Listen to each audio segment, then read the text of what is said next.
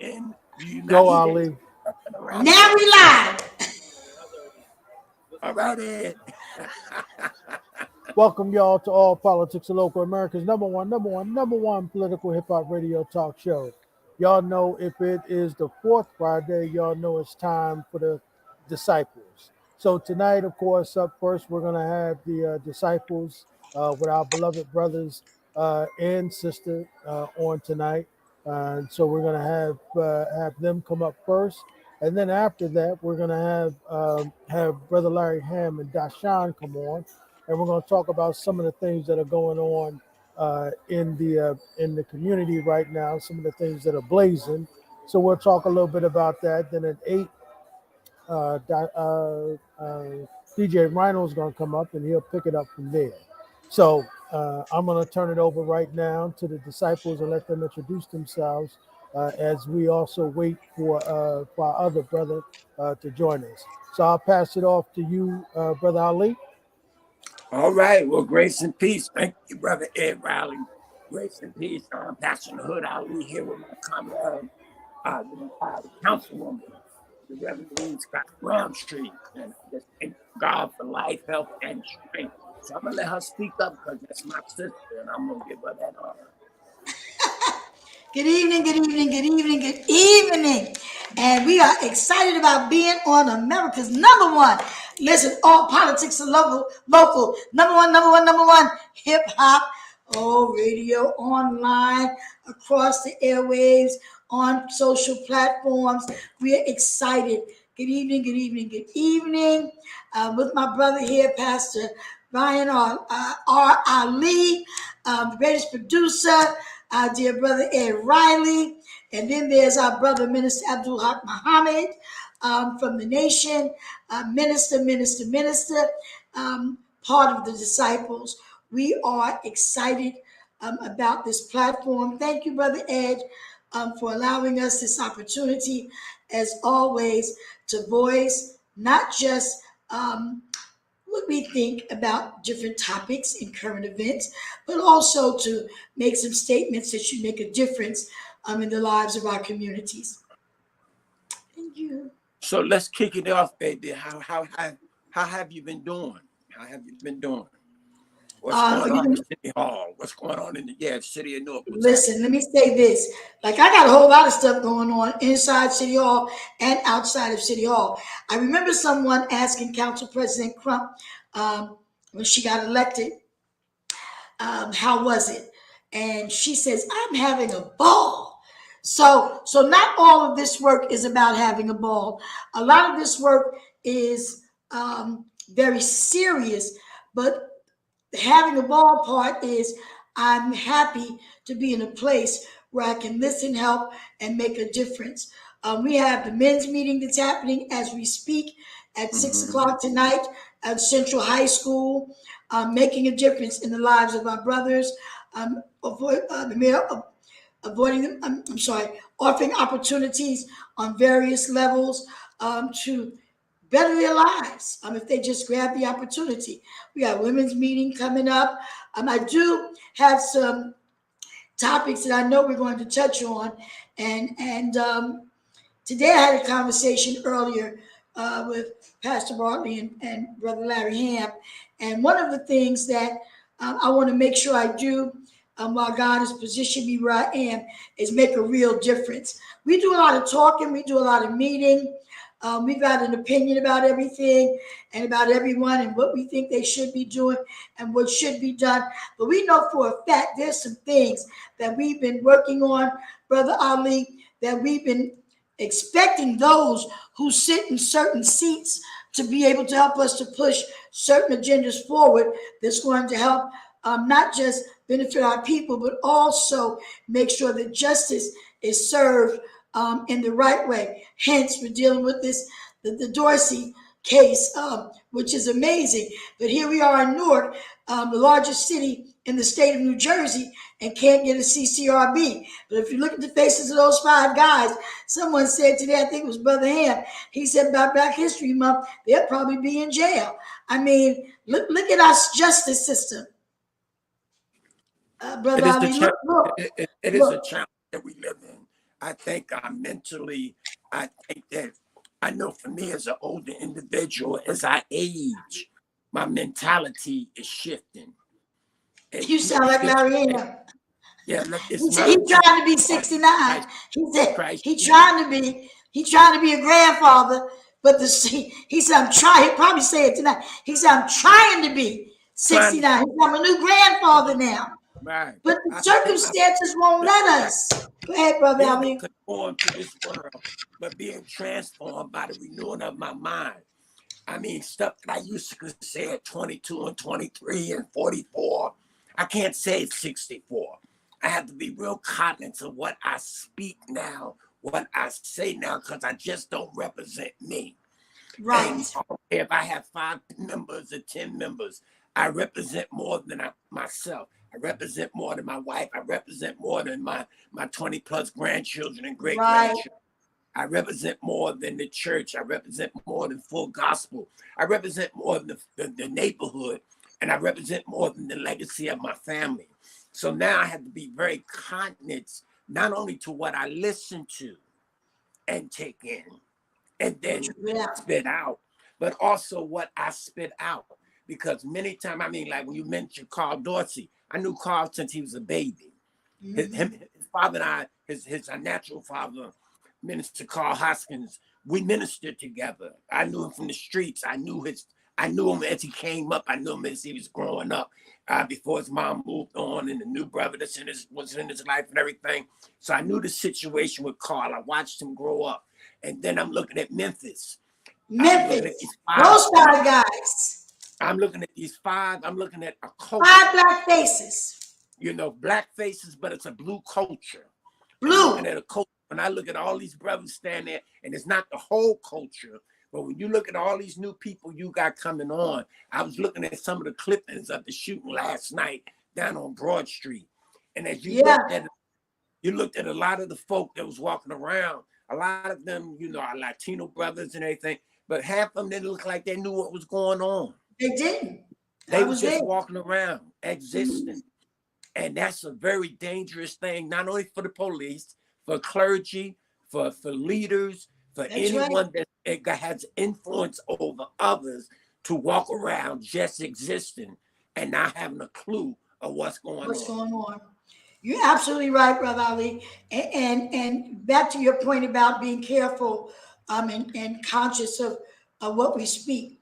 You know, there were people like, and I guess I'm moving in another direction because I really, truly have to make a difference. I got to go back to that quote about what Martin said about being silent, you know, about things that matter. There's just too much. I can't sit back, and I know that I'm now an elected official, but I remind people I'm a woman of God first. And Micah 6:8 puts it very plainly about to do justly and walk. You know, I just have to be vocal now about certain things.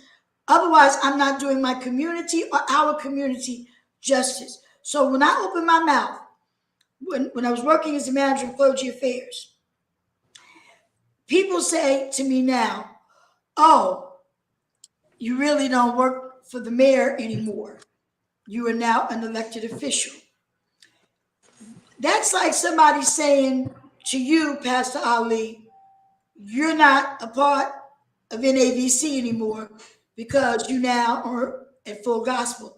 Some of these things are going to always be in us. And on some levels, there's some platforms where we're going to have to say some things that won't jeopardize the bodies that we represent or the communities that we represent. Adam Clayton Powell was not a scared public servant. By no means. He got a lot of pushback. He went through a lot of hell, but he wasn't scared. I mentioned 2 things to someone this morning. Reverend Al Sharpton, people are always calling us saying, get people together, let's go talk, let's go do meet, let's go do this, let's do that, let's put together a rally. The truth of the matter is, if we could get 1 million people together, it might make a difference. we shouldn't still be fighting for a CCRB. True. But I have to commend Martin because Dr. King got some results after 1963. The Honorable Minister Louis Farrakhan became a major threat. They already had a major voice. Mindset about him. But when the Million Man March took place, when you can bring those types of numbers together, the problem with us is that we focus so much on who's in front of the line rather than just falling in line what's in the best interest of our people. You know, if it's not somebody that we support or we want to be with, or it's not us, and that has been the big setback. The Million Man March, Al Sharpton travels all over this country. You're not going to get results from one meeting. You're not going to get results from one march. But we cannot seem to get a major amount of people. We went to Trenton. Somebody said we need to go and speak to the legislators. We were in Trenton about the CCRB. Legislators, the mayor, we were all down there. And we should not have to beg or fight on this level where people that are in power are requesting things that are going to benefit our people. I'm just using those things hypothetically. We still talking about reparations for us, and there are people who are getting trillions of dollars from the government, have nothing to do with 40 acres and a mule, but they're getting it.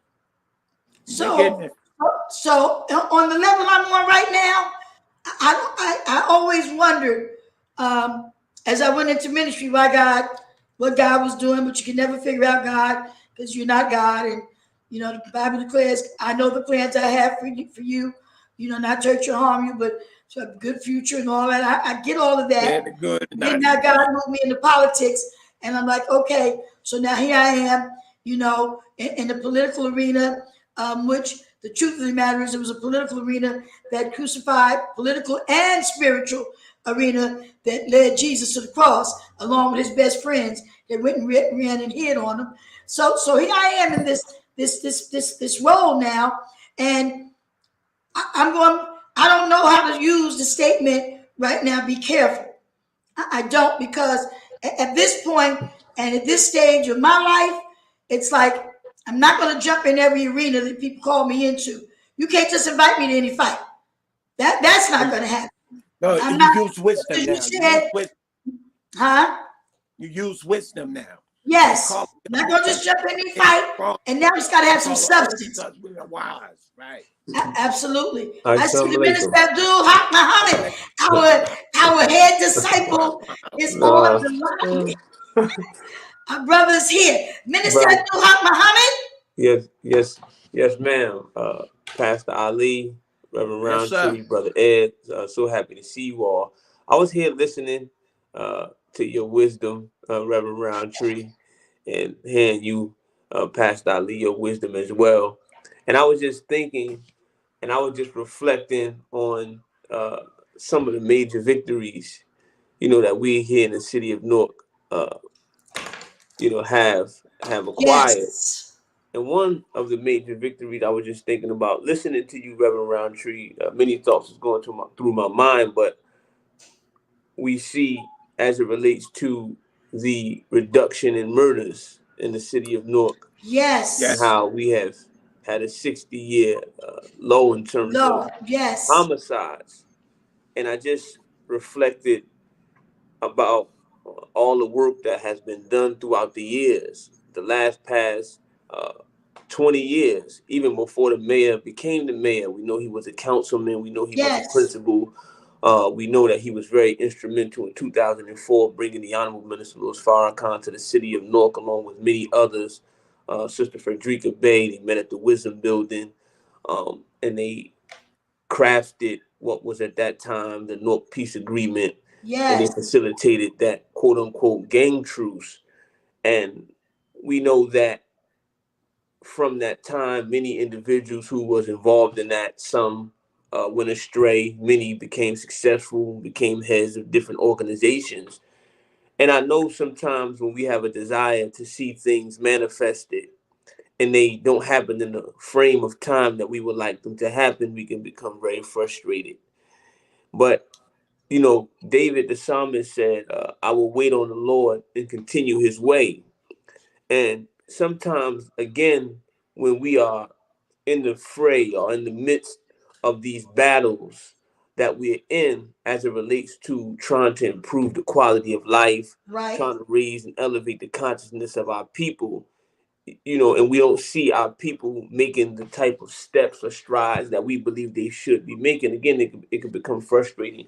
But I raised that first point to say, we know that violence and homicides have been a major issue in the city of Newark for the past several decades.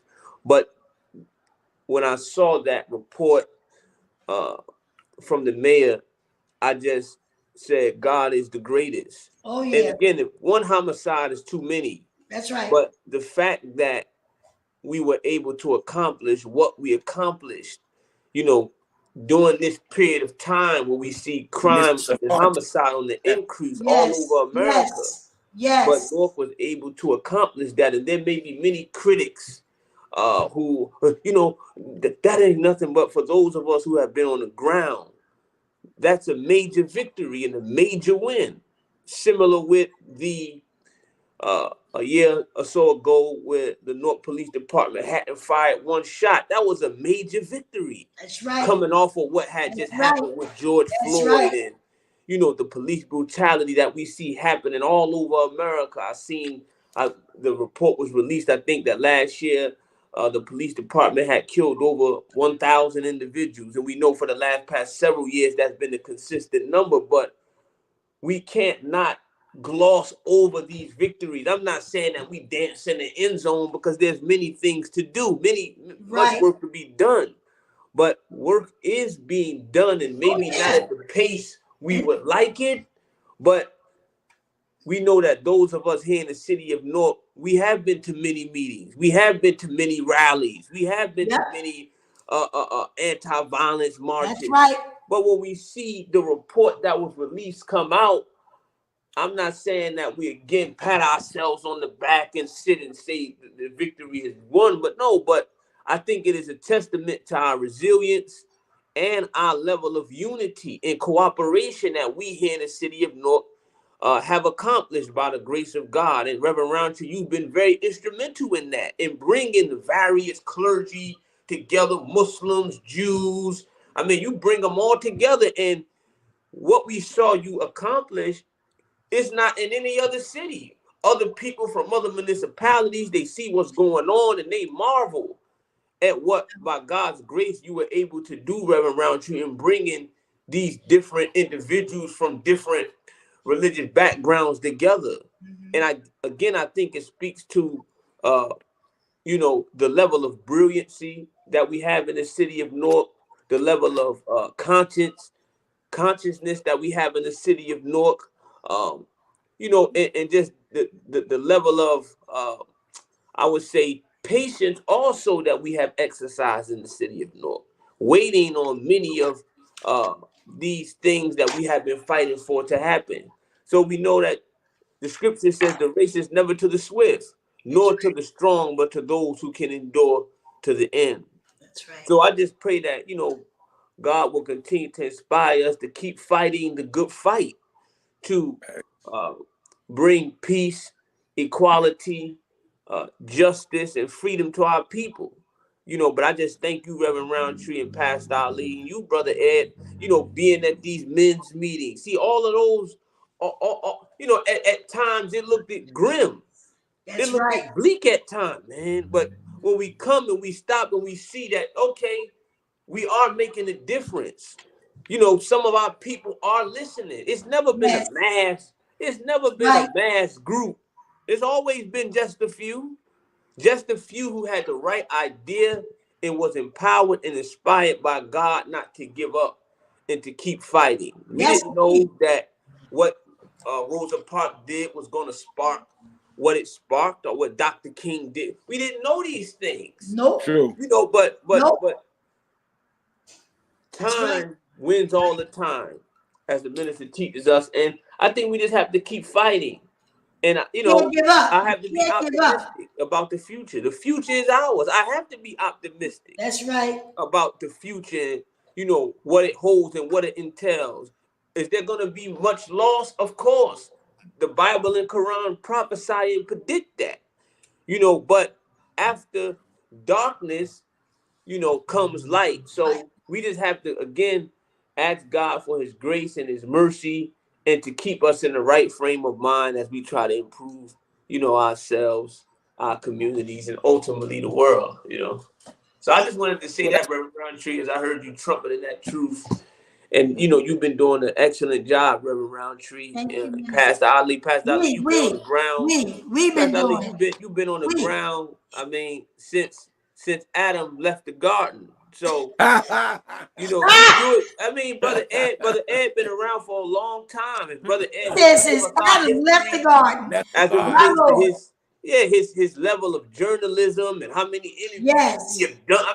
Listen, a few years ago, Newark was in a water crisis. Yeah. And it was looking bleak and it was looking grim. But in typical Newark fashion, we rallied around our local leadership, with the help of many, and we was able to get it done. And now other cities who are grappling with these water crises, Mississippi and Detroit, they're looking to Newark and using Newark as a model on how to repair, the damaged water systems. Again, we've been through a lot here in the city of Newark. And again, our resilience, our faith in God, our unity, we have not always agreed. No, who does? But we have not allowed the disagreements to make us disagreeable. Exactly. We stuck it out. We talked. We met in basements in this one. On this corner, in this house. We've been all over, meeting, talking, conversating, dialogue, arguing. No, we ain't doing it that way. Walking away, coming back to the table. And again, we have gotten results. Reverend Roundtree, We've gotten a lot of results. We have gotten results, so we got to keep working. We know Brother Larry Hamm been out there. The fact that we talking about the CCRB is historic. Again, I'm not trying to say that the victory is done and it's over, but we have been making progress. Slow, yes. But it's been progress indeed, because we're not where we were. Right. And we're not where we're going to be. But we are in a period of transition. And those are dangerous periods. But long as we keep fighting and trying to pass on to the next generation the duty of being responsible, loving thy neighbor as you love thyself. Man, and again, I'm very proud of the brothers and sisters of Newark, all our brothers and sisters who have participated to help us, move this ball up the field. So I know some of our people online, they may be mad. I hope you're not upset with me that I'm optimistic and we want to talk about what we're doing and why we need it. It's a lot to be talked about, a lot to be desired, but I'm just saying that we got to keep working and we got to stay positive, and I'm not trying to be agents of hope. We're agents of hope. We gotta keep going. There's no way we cannot be agents of hope. That's right. We gotta keep going. Mount up with wings as eagle, runs and not be weary, walk and not faint. We walk by faith and not by sight.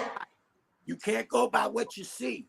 Nope. You go by what you believe. Because without faith, it's impossible to please God. Please God. That's right.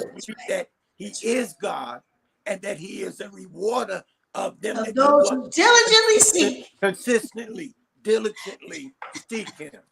So that's right. Minister, let me tell you something. Because what you just said was like the other half of what I started with. Because the truth of the matter is, there's a lot of stuff that we do, and then people fall off. We've got to keep fighting. We can't give up. If you start and just look back, as you stated, at all the progress, to me, we made a lot of progress as well. And it all comes from leadership. Where there's no vision, there's no life. The people perish. That's right. Somebody got to be the visionary. Somebody's got to see where there's issues, where there are problems. And then the focal point has to be, What can we do? But without, listen, people perish for the lack of knowledge. So if you don't know some things, you get out here and start working in areas that you really don't know anything about. Minister Abdul Haqq, just like you said, we've been out here. There are many people that are out here, still rallying, still marching, still talking, still walking, still fighting. But watch this. Larry Hamm said he trying to be 69, right? He said that to me earlier today. He said he's having something tomorrow. He said, I'm trying to be 69. I got a new grandson. He said, I'm trying to be granddad now.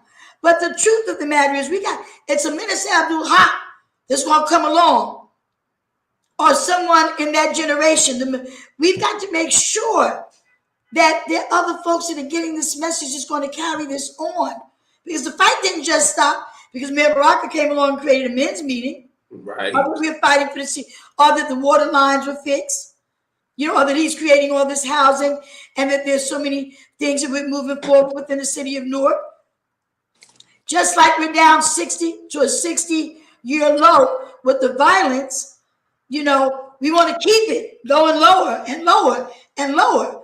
That's right. Just like they act like everything was here when he got here. Like he created the problem with the water lines. He created the violence. He inherited all of these issues that were here long before. Well, heavy is the crown, heavy bears the crown. So he had to carry all of this. But what happens with the next generation if they're not prepared? And one thing, and Pastor Ali and Minister Abdul Haqq, I love the way the nation trains up their leaders, because they train them to be able to handle both sides. In other words, when it's time to step up, they're trained to step up. When it's trying to fall back, we're still working on some of these areas with our young people. And that is so important, because there are going to be times, Ali, we talk about churches that don't have young people that are trained and that know what to do and how to carry on a program or how to organize. And I remember Bishop Hilliard coming to a church and looking around, and there were no young people there. And he said, if you soon don't find a way to draw the young people into the next, to prepare them, he said, we're going to ride by these buildings and they're going to look like museums, because that's all people are going to do, ride by and look at them. Because there'll be no one there to carry on. So thank you, Minister Abdul Haqq, for your wisdom as a young man. And I remember Ron Christian telling me one time, I was looking at the mother of his church. She was a young woman. And he said, why are you looking at her like that? Because she don't have on a long white skirt and a dolly on her hat. And I said, she looks kind of young. He said, well, let me explain something to you. Everything 80 doesn't have wisdom, and everything young is not stupid. Right. Yes, ma'am. Yes, ma'am. And well, the balance. You have to have a balance. I think when you really think about balance, when you think about the word balance, being equal, that you can survive the good and the bad. You know when to go in and know when to come out. When you can operate and you have somebody that's leading. See, the thing about being a good follower does not mean you agree with the leadership, but you fall in line because you agree with the bigger picture. Absolutely.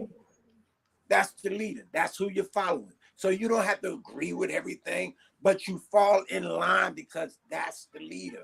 And just like with some of the scriptures, I may not agree with the scriptures, but I fall in line with the scripture because a lot went on before my time. A lot went on. They said, I heard on Perry Mason something as simple as Perry Mason this morning.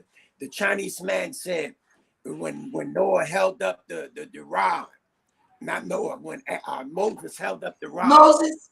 Yeah, the water did not get crossed, open up until the first person stepped in. You can hold up the rod all day long, but the water will not part until people that are following you step in. But I want to say this, Pastor Ali, if I could. We just had another great mayor, revolutionary brother, Ted Green, who I work with also. Good evening, Mayor Green. Yeah, great brother. I want to check in. We appreciate you, dear brother. Yes. And I just want to say this, that I know oftentimes it can be very frustrating when we look at the condition of our people, and we look at all that we have done and all that by God's grace we continue to do. And sometimes the frustration can produce a certain level of apathy among our people, where, you know, they just, man, it's never going to work. And they begin to lose hope.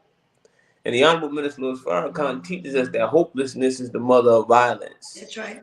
And when our people begin to lose hope because of what they don't see, they begin to lose faith. That's when those of us who are people of faith must do all that we can do to give them a word, or to give them a gesture or a demonstration to let them know that all hope is not lost. That's right. If you recall, Pastor Ali and Reverend Rountree, in the book of Ezekiel, the dry bones in the valley. That's right. And these bones, some of their language was, sometimes we gotta blow on them. yeah, all hope is lost. Can these bones live? Yeah, they can. They were bones, right? They had been stripped of the flesh of their humanity. That's and they right. were in the valley. That's right. And oftentimes many of our people are in the valley. That's right. of life. And they don't think that we can live. They don't think that there's hope. But God told Ezekiel, prophesied to the wind, because he had been talking to the bones, and the bones shook and the bones rattled. But the bones cheered and they applauded.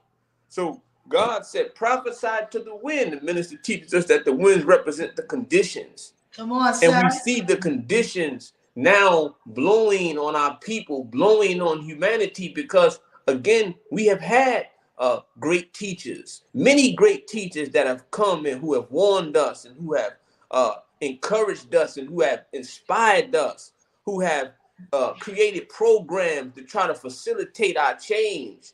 And, you know, we applaud it for a minute, but oftentimes, you know, Satan's words are like carbon monoxide, the minister teaches us. You can't really see or grasp them, but before you know it, you're asleep, you're dead. So again, we are in the midst of an ever watchful enemy who's always looking to deceive us and to give us false promises and false hope. Again, we are not just in this condition because we're in this condition. Certain things were done to us from a legislative perspective, from a psychological perspective, from a social perspective. But when you look at how we have arisen from the ashes of slavery, from the ashes of Jim Crow, when you look at the strides and the progress that we have made in some of the most vicious circumstances ever known to humanity, you know that there's a God. Yeah. It has to be a God for black folks to come from the pits of hell. Yes. And to make the type of progress that we made, not a few years out of Reconstruction, black folks became senators. Black folks were building towns. We had over 60 towns in America. We were making progress. And when we was making this progress, we saw what Dr. King and Booker T. Washington called white backlash. Mm-hmm. Because they never wanted to see us successful in the way that we were successful. But black folks, being the people of God that we are, we didn't care. We never became vindictive to those that used us and hurt us. We just did what 2 Chronicles chapter 7 verse 14 said. If my people which are called by my name would humble themselves, seek my face. Right? We didn't try to seek retribution on our former slave master for doing what he did to us. Why? Right. That's not really who we are. We were like Job. He took everything from us, Pastor Ali. Yeah. He took our fine raiment. He took our names. He took our culture. He took everything from us. Took our children. But like Job, we did not curse God. Nope. We waited patiently for our change to come. Wait till my change comes. Our change did come. And it will come again. And it's continuing to come every generation. I see Sister Donna on here, another brilliant political mind. Yes. We got Brother Doshon Farad on here, another brilliant journalistic mind. And we have been acquiring this not on a bed of rose petals. That's right. But we have been acquiring what we've been acquiring with a head full of thorns on the cross, being crucified and betrayed by a system that have promised us freedom, justice, and equality. So I'm saying, when you look at us as a people, you know that it has to be a God somewhere. That's right. Listening to our moaning and our groaning, raising us up degree by it has to be a God. Otherwise, we would have been obliterated a long time ago. You got that right. We've been bleeding a long time. What the woman say? If I can just touch the hem of his garden. Look at us. Look at us, Pastor Roundtree. We came through it, baby. And we're going to keep on coming through it. And some of our generations had not lived. So our great-great-great-great-grandmothers and great-great-grand, our ancestors, all the hell, all the fire, all the mess, all the mistreatment, all the abuse, they did not live to see, after all that they went through, when you said we don't have all the victories, but we're not where we used to be. That's right. So we thank God. Like you said, there's got to be a God, because there's no way. We were created for this. We were created to endure all of this. For such a time. Reverend Roundtree, would you believe that Fannie Lou Hamer called you into existence? Would you believe that Pastor Ali, that a Henry McNeil Turner called you into existence? Yes, sir. See, we believe that we are not just we don't just pop out. We are not gangsters. We're birth. See, we were called into existence. That's right. Our ancestors prayed for us. That one day, man, swing low, sweet chariot, coming to carry me home. You better come on, minister. But not home so much where we going making a physical pilgrimage, but home in terms of our thought process. Thoughts, our minds. Our minds, our spirits. Minds. I'm just trying to say to us, Brother Ed, Pastor Ali, Reverend Roundtree, Sister Donna, Brother Doshon, that we look better than what we've been through. Come on here. Black folks have been through hell, going through hell, and look at how good we look. I'm just saying, I'm not trying to be vain, but to look at us, to know what we've been through. That's because God is a keeper, honey. The battle make you look good. That'll make you look good. Minister Haqq. God is the preserver. One might, and you said we don't look. He has. And Minister Haqq, you said we're beautiful people, but one might just say in another way that we don't look like what we've been through. That's what he said. Yeah, he just said it another way. But Minister Haqq, when you just brought up hymns, especially the old hymns, it would be nice to sit down and help people understand that those hymns were also messages that they carried out, to let everybody know what's going on, and to dissect the hymn and to see that it was a message, especially out in the fields, to let the slaves know what was going on and what was coming up and how they were going to move. It's just powerful how with the little things we had, we did so much. He did so much. And think, the minister had a lecture and he called it, "Where Will We Be Without Pain?" I was there. And he talked about how pain is the mother of creativity. And when you look at the pain that we as a people been through, it was the pain of slavery that produced the blues. Ooh. It was the pain of our existence here that produced jazz. It was the pain of our experience that produced the cultural phenomenon of hip hop. So we have known suffering and we have known pain as a people, but it has made us to be some of the most creative and talented people that have ever existed on this planet. So again, we thank God for keeping his promise to Abraham when he said in Genesis 15:13, and the Lord said unto Abraham, "Know of a surety that your seed will be a stranger in the land that is not theirs, will serve them and afflict them 400 years. Yep. And also that nation whom they shall serve will I judge, and afterwards shall they come out with great substance. See, we have been here for 400 years, but Brother Ed, when you write your pieces and you write your articles, man, that's great substance.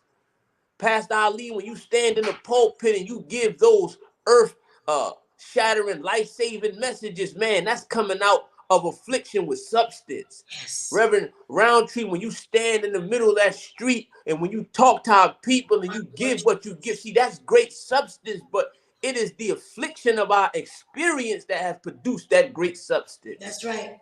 So I'm just trying to get us to see tonight that although at times it could be dark, the scripture says in the beginning there was darkness and the earth was without form and void. It was void. God brought light out of darkness. Yeah. So although times may look grim, man, hell, we was in the middle of that pandemic. We ain't see no light, some of us. But we held on by God's grace, and now we running around here like the pandemic never happened. Wait a minute. But there were times when we couldn't see ourselves out of that tunnel. Hell, we were struggling, grappling with our own sanity. But we didn't have a choice, God saw us through. Minister, some of us didn't have a choice but to believe there was going to be some light. Because some of us had to be the light that none could see or had no view. No light in view whatsoever. Some of us had to be that light, you know, even not being sure ourselves, but we had to be that light. That was one of those times when some of us had to really speak hope. Oh, this too shall pass. And I just want to go back to the book of Exodus, because the truth of the matter is, and I say this all the time, since you brought up the pandemic piece, that we preach and we talk about pandemics, epidemics, all these various things, preach them all the time. They done preached the book of Exodus back and forth. I'm sure you have, Pastor Ali. I know I have dealt with the plagues and all of these things, but we never thought we'd live through it. We did, at least I didn't. I didn't think I would live through it. Let my people go, though. Let my people go. That was another thing. That was Pharaoh. That's a whole nother. That's a whole nother episode. That's a whole nother episode. But that blood on the post and all of them, don't come out the house, don't come out the door. You know, those things we preach, but never thought we would live through it. So those faith leaders that were preaching that, all of a sudden, we're saying things like, "How do I preach without music? How do I do these things without the things I'm used to having?" And that's when some of us had to be that light and say, listen, there was a time when they was using washboards and didn't have no organ, you know, or no music at all. Hence the hymns you're talking about. Those churches that were formed during during the enslavement of our people, there wasn't no organs and no pianos. Those people sang. But while we were going through a pandemic, you are right. Never mind darkness, it was pitch black for some folk. They didn't know from one day to the next. So when you think about those type of issues, and then you talked about the slavery, and God is talking about the hymns and the significance of those messages, we have come so far. And I'm just going to say, we were created and built to deal with these things. And we have come along. I thank God. I thank God for what Minister Abdul Haqq is saying about how there's got to be, if there was ever any evidence of there being a God, look at where we are today and study your history 400 years ago. Hell, you can go back to Moses. Forget 400 years ago. Go back to Moses. Slavery didn't just come 400 years ago. Well, when you look Church of God in Christ, lost 60 of their leaders. 60. Plus he died 2 weeks. Mama. And just recently my aunt transitioned at 89 years old of COVID. Here in 2023, she transitioned. And I thought about it. I said 89 years she lived. 3 4 and 10 if I strength, she got 4. But all through that, she held on. And many times, as Job said, though he slay me, yet will I trust. And that's where I'm at. As I get older with all that I have going on, my faith is at another level now. When I hit the pulpit now, Minister Haqq, I feel like a young man. I feel like Caleb. I don't feel like when I'm old, done. But I said I'm 80. I'm well able. I feel like a young man. We can take this mountain. I believe it. That's right. Jesus said, if you had faith, the grain of a mustard seed, you can say to this mountain, be ye removed or be ye plucked up. And we know that faith, as the scripture teaches us, is the substance of things hoped for, the evidence of things not seen.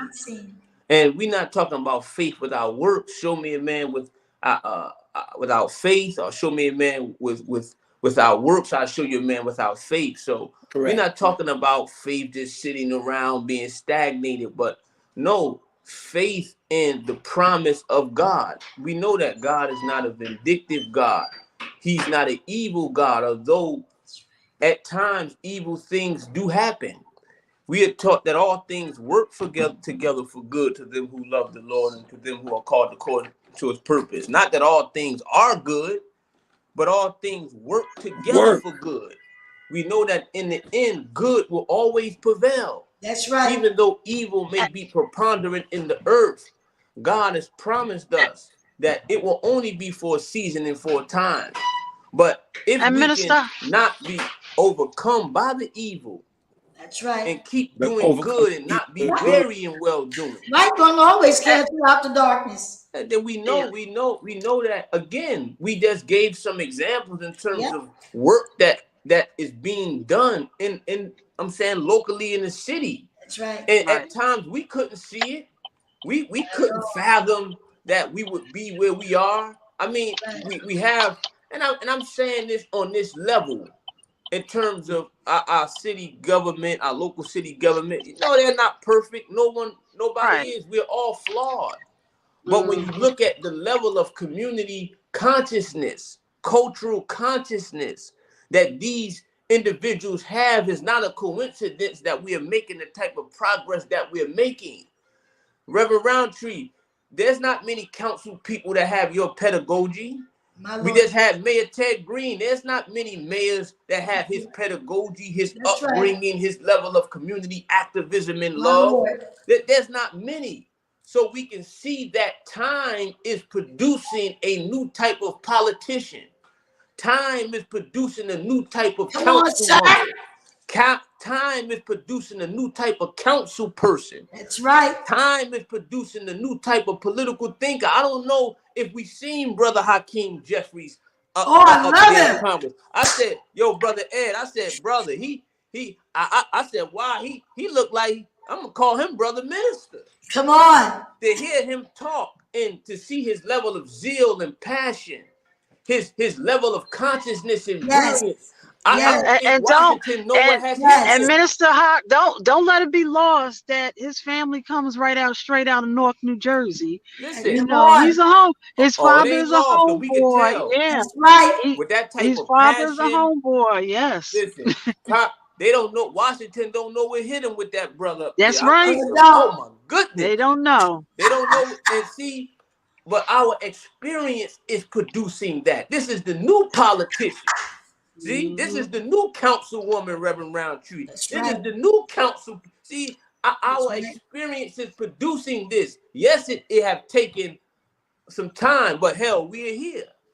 And I believe it's only going to get better with time. Sometimes they say it got to get worse before it get better, but I'm praying for better days. We've seen enough darkness, but any more darkness that we got to go through, we're going to gird up our loins and go through. Right. But that's right.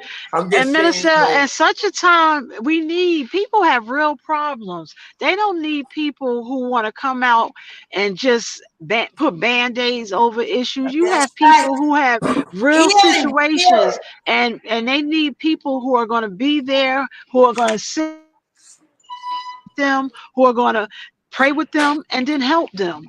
That's People right. need help, and people who are not ashamed of their faith, and to come out and say, sister, I'm a person of faith. Do you mind, brother, sister? That's Do you right. mind if I pray with you? That's You right. take the lead from there and you go forward. And I'll tell you, every time I've ever asked that question, they will be like, please, Councilwoman, can you pray with me?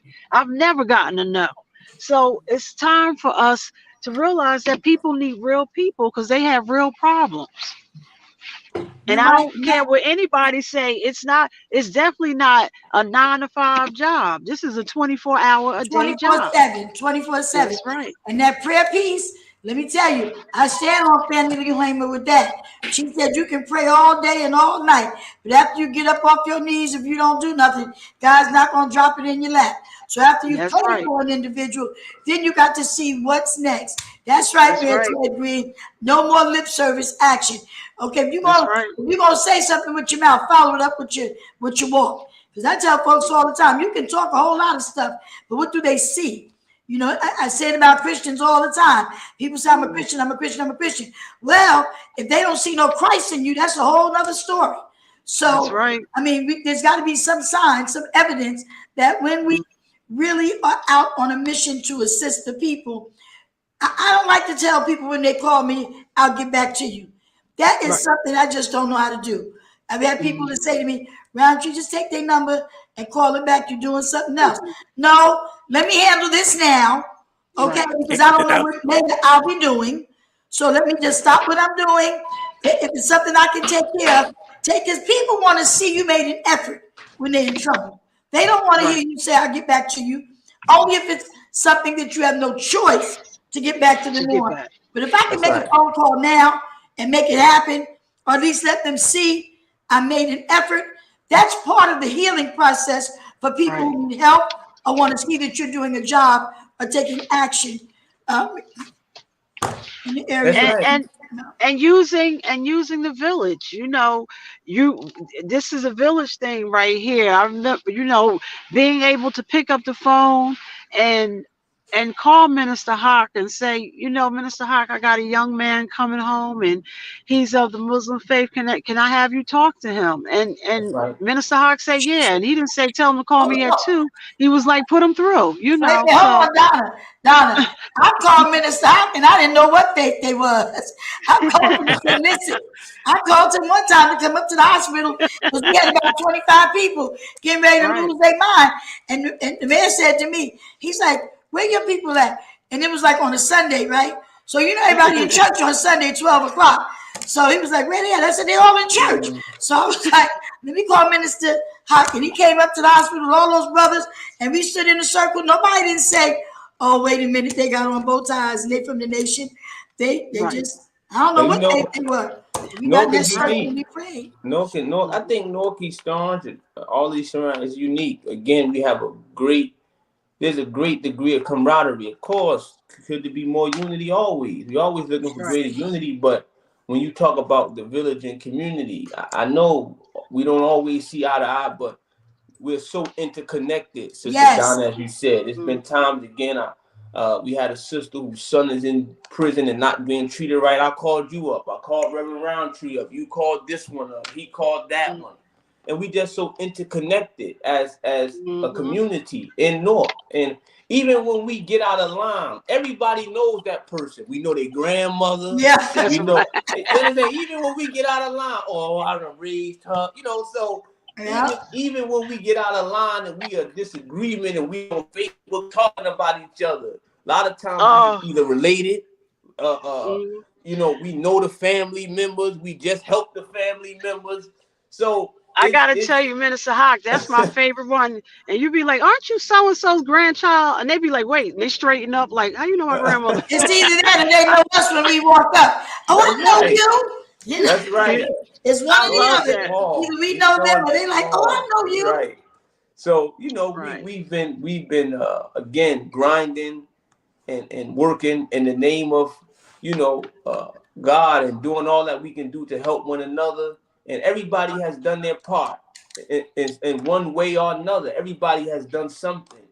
If I could just say this at 6:55, Brother Ed, I know tomorrow at the Newark Museum, they're going to be having a memorial for James and Tume. Are you going to be there, Brother Ed?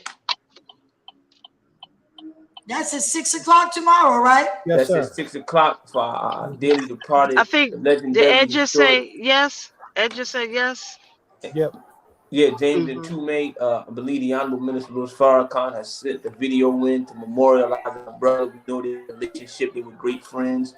So again, that's tomorrow.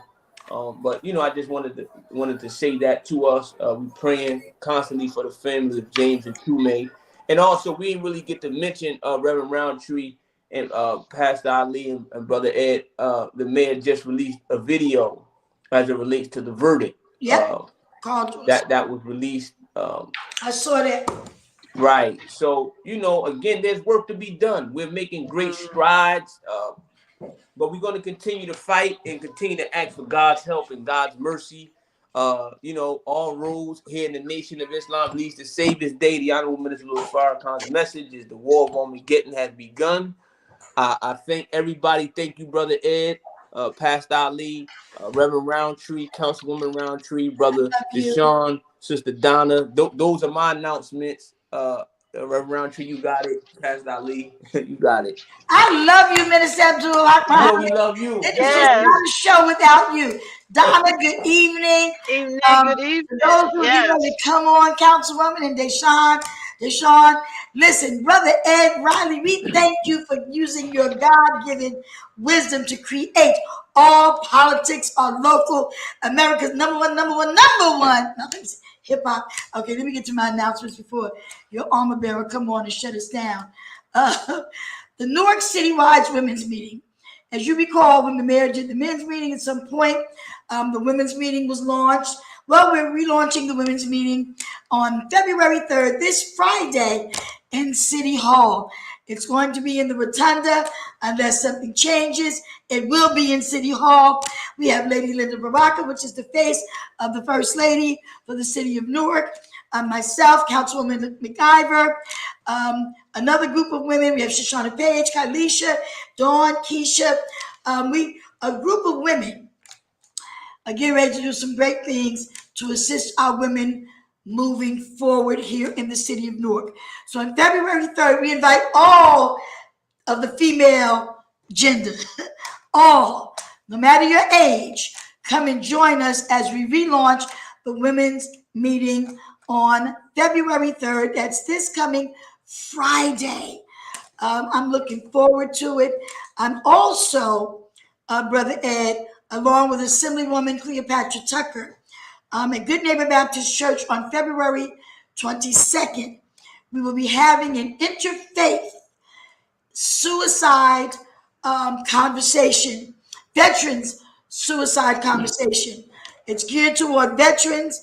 I just happen to be the chair of a couple of committees for the city of Newark, the Newark Municipal Council. One is Veterans Affairs. This is not a city-sponsored or hosted event.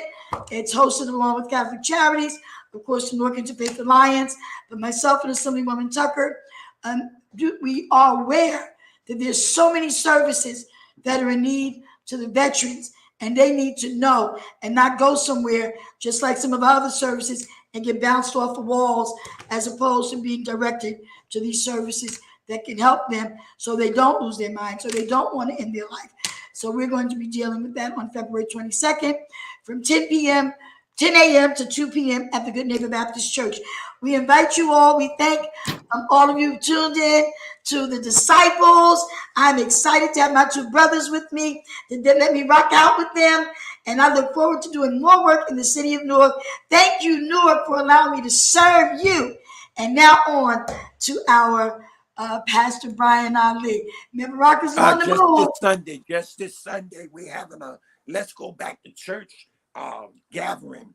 A bunch of preachers coming together, and we invite you to come out at 4 o'clock at the Zion Hill Baptist Church on Hawthorne Avenue in Osborne Terrace. We invite you to come out at 4 o'clock as we come to worship to try to get people to start coming back to church. We know the pandemic has passed and you go everywhere else, but come back to church where 2 or 3 are gathered in his name. He promised to be in the midst. So we're looking forward to a great time.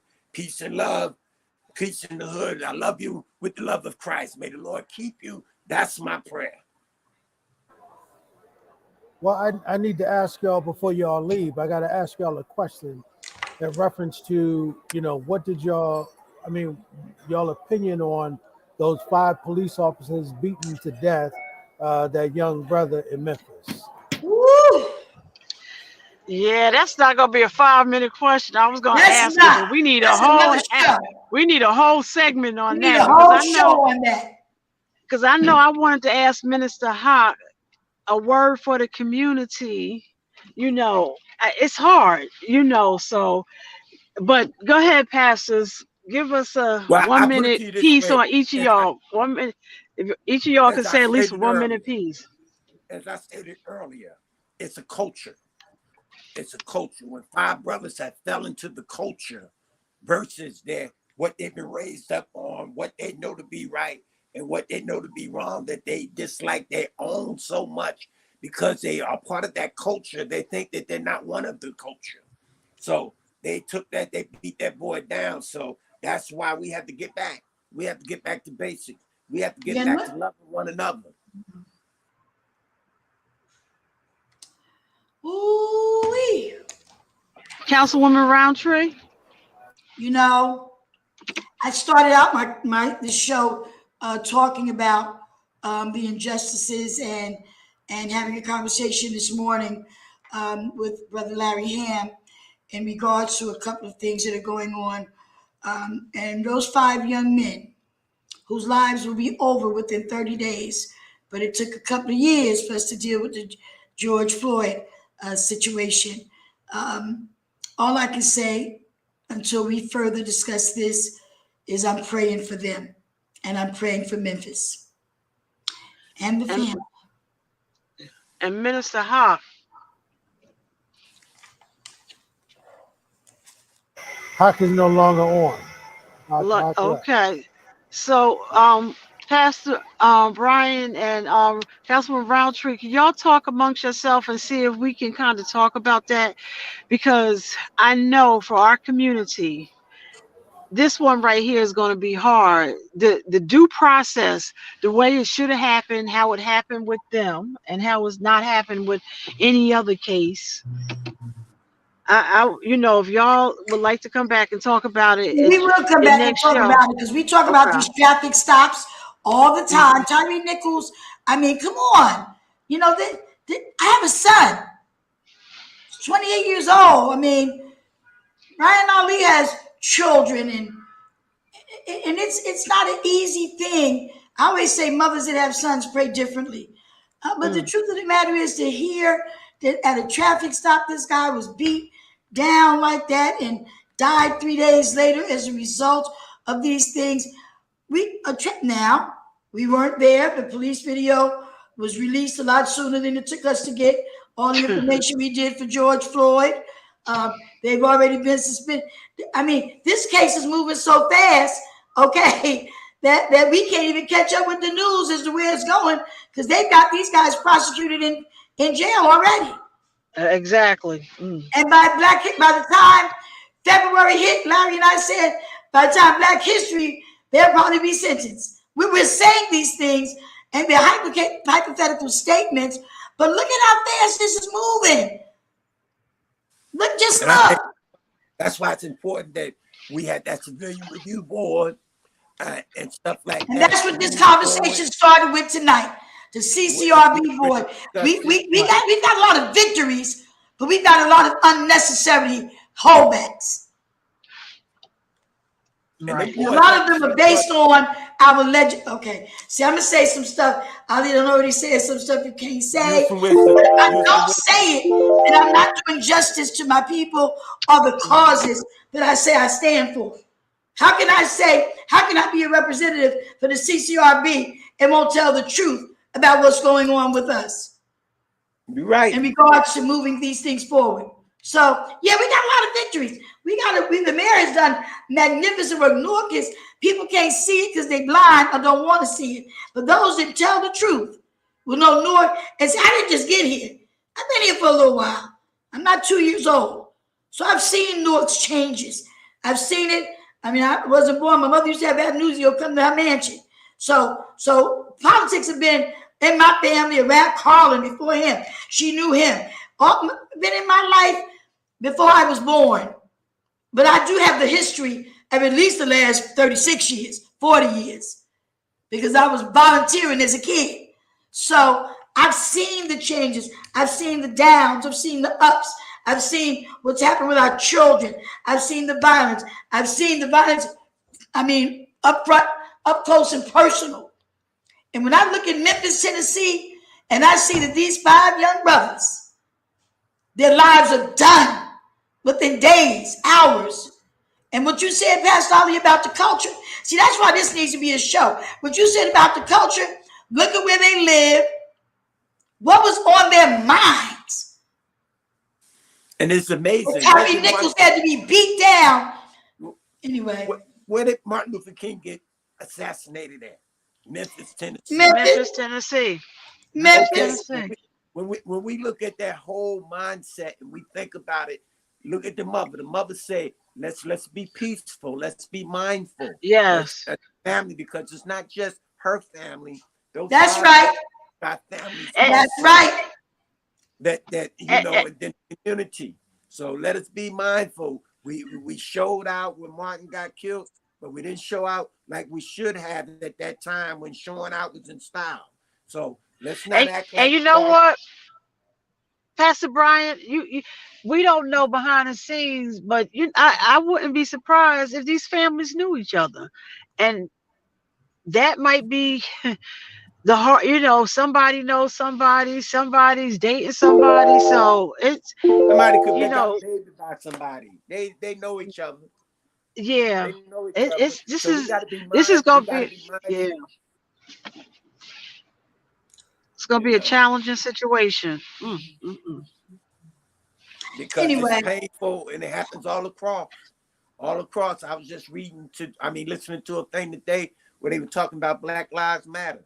And they were talking about the lady spending all the money, and come to find out she's been buying houses since 2013, long before this happened, but they're trying to say she stole all the money. Hold on. So watch this. Back to Memphis. An attorney for the Nichols family described the video as 3 minutes of unadulterated, unabashed, non-stop beating after private. Do you hear me? Unadulterated. 3 minutes of unadulterated bashing and beating of this young man in a traffic stop. Listen, Larry Hamm was on here. He probably give you about 50 stories right off the top of his head of these type of incidents. This is just one more. Why do you hate yourself? That you would beat somebody's child like that when you got the authority to put them in cuffs.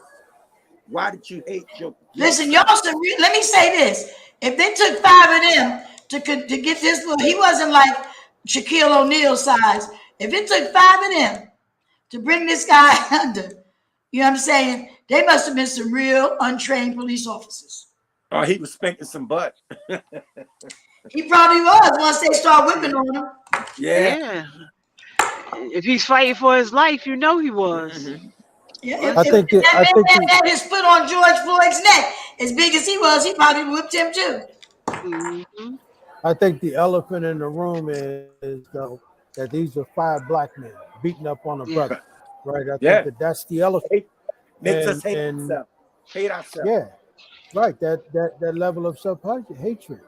And you know, one of the things is I've always, I was saying this to Kim earlier, whenever I would get stopped by police, if there was a brother with a white police officer, I always felt a little better. But now, after this, and I haven't seen the video yet, but I could just imagine what it is to be attacked for brothers who hate themselves and hate you, right? And what kind of beating they can put on you, right? And in this particular case, we know they beat this brother to death. I was watching the mother and the father's interview this morning. I mean, brother, it had me boo-hooing, man, listening to that sister, talk about her son.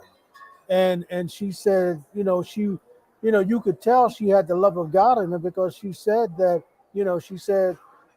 this is not only hurtful to her family, but it's hurtful to those 5, I don't want to call them brothers, but those 5 people Officer. who Yeah, see? who beat this brother up, Yeah, right? Who beat him to death. And she said it also hurts the black community, because yeah. nobody in our community could ever have imagined that 5 black men who are police officers would beat another black man to death based on a bogus traffic stop. Because the police chief that was on this morning, she said, when she was on, she said that there was no probable cause Oh for my them to stop it, gosh. right?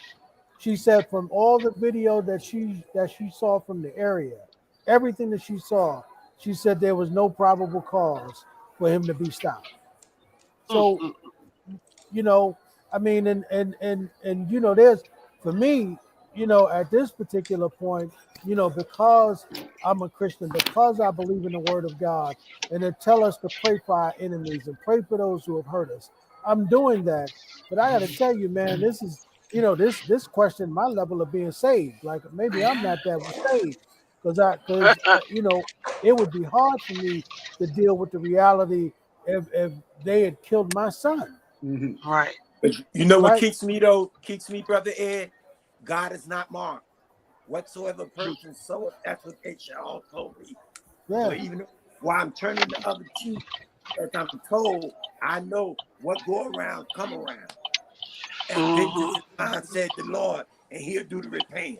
So they don't get Right. away with it. Right. It's not like God said, turn the other cheek and I'm going to let them slide. No, you reap what you sow. Oh yeah. Uh-huh. I totally believe that, Ali, that they're gonna reap what they sow, right? That, Yes, that's sir. what And keeps me it may not balanced. come back to, it may not come directly back to them. It may come to one of their family Next members. generation, baby. Whew. I believe that. I Their believe that grandchildren. wholeheartedly. The karma is not an illusion, it is real. What goes around is coming back. It's coming back in some form of fashion, whether it's to you or we. Just like I was saying earlier in the program, our ancestors didn't live to see some of what we've accomplished and some of the victories that we had, but we've got some. You know, Right. we've got some. As my girl said, Sister Harriet, come here, Harriet. Harriet said, I would have freed more slaves if they knew they were slaves. That's what my sister Harriet said. And then Shirley came along and said, listen, if they don't have a seat at the table for you, bring your own folding chairs. I mean, That's right. there's some things that we've accomplished, but yet, and as I heard the mayor say in one of his State of the Cities, we've come a long way, but we haven't come far enough. So Yeah, Right. but here's the thing though, I think for me, I've got a problem with black men who are in uniform who don't see their brothers, right, who are out of uniform, right? I had a problem with that, because if them brothers were out of uniform and they were stopped just like we were, I believe the same hell we would catch from any white police officer, they'd catch it too. So that's that's right. why I don't understand how could they do that. I just don't. I can't begin to understand that, other than what you said, Ali. Man, That level of self-hatred, right?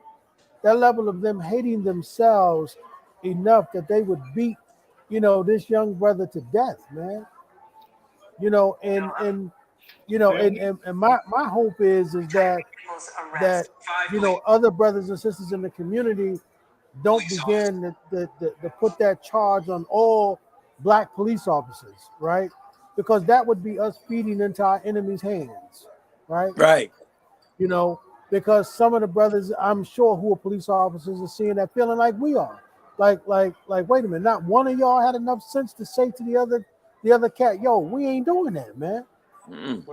We I ain't just doing that. shared with you something that was shared from CNN 10 minutes ago regarding this. Since Tyree Nichols Memphis released his video showing police stop and led to, this was just released 10 minutes ago from CNN. I just sent it to you, Brother Ed. I didn't look at it yet. I'm just sending it to you. Yeah. They just released the video, so I just sent it to you. Thank you. All right. It's absolutely incredible. But I think, Ali, we're gonna have to do some work in the community after this video, after the people see it, brother. Because I'm telling you, it's gonna take men and women of God in order to push this back, and make sure that our people are not attacking each other, right? Not responding like the enemy right, not because I'm saying we know we got family members who are on the job, right? Yeah. And we know we got some family members who ain't down with this, right?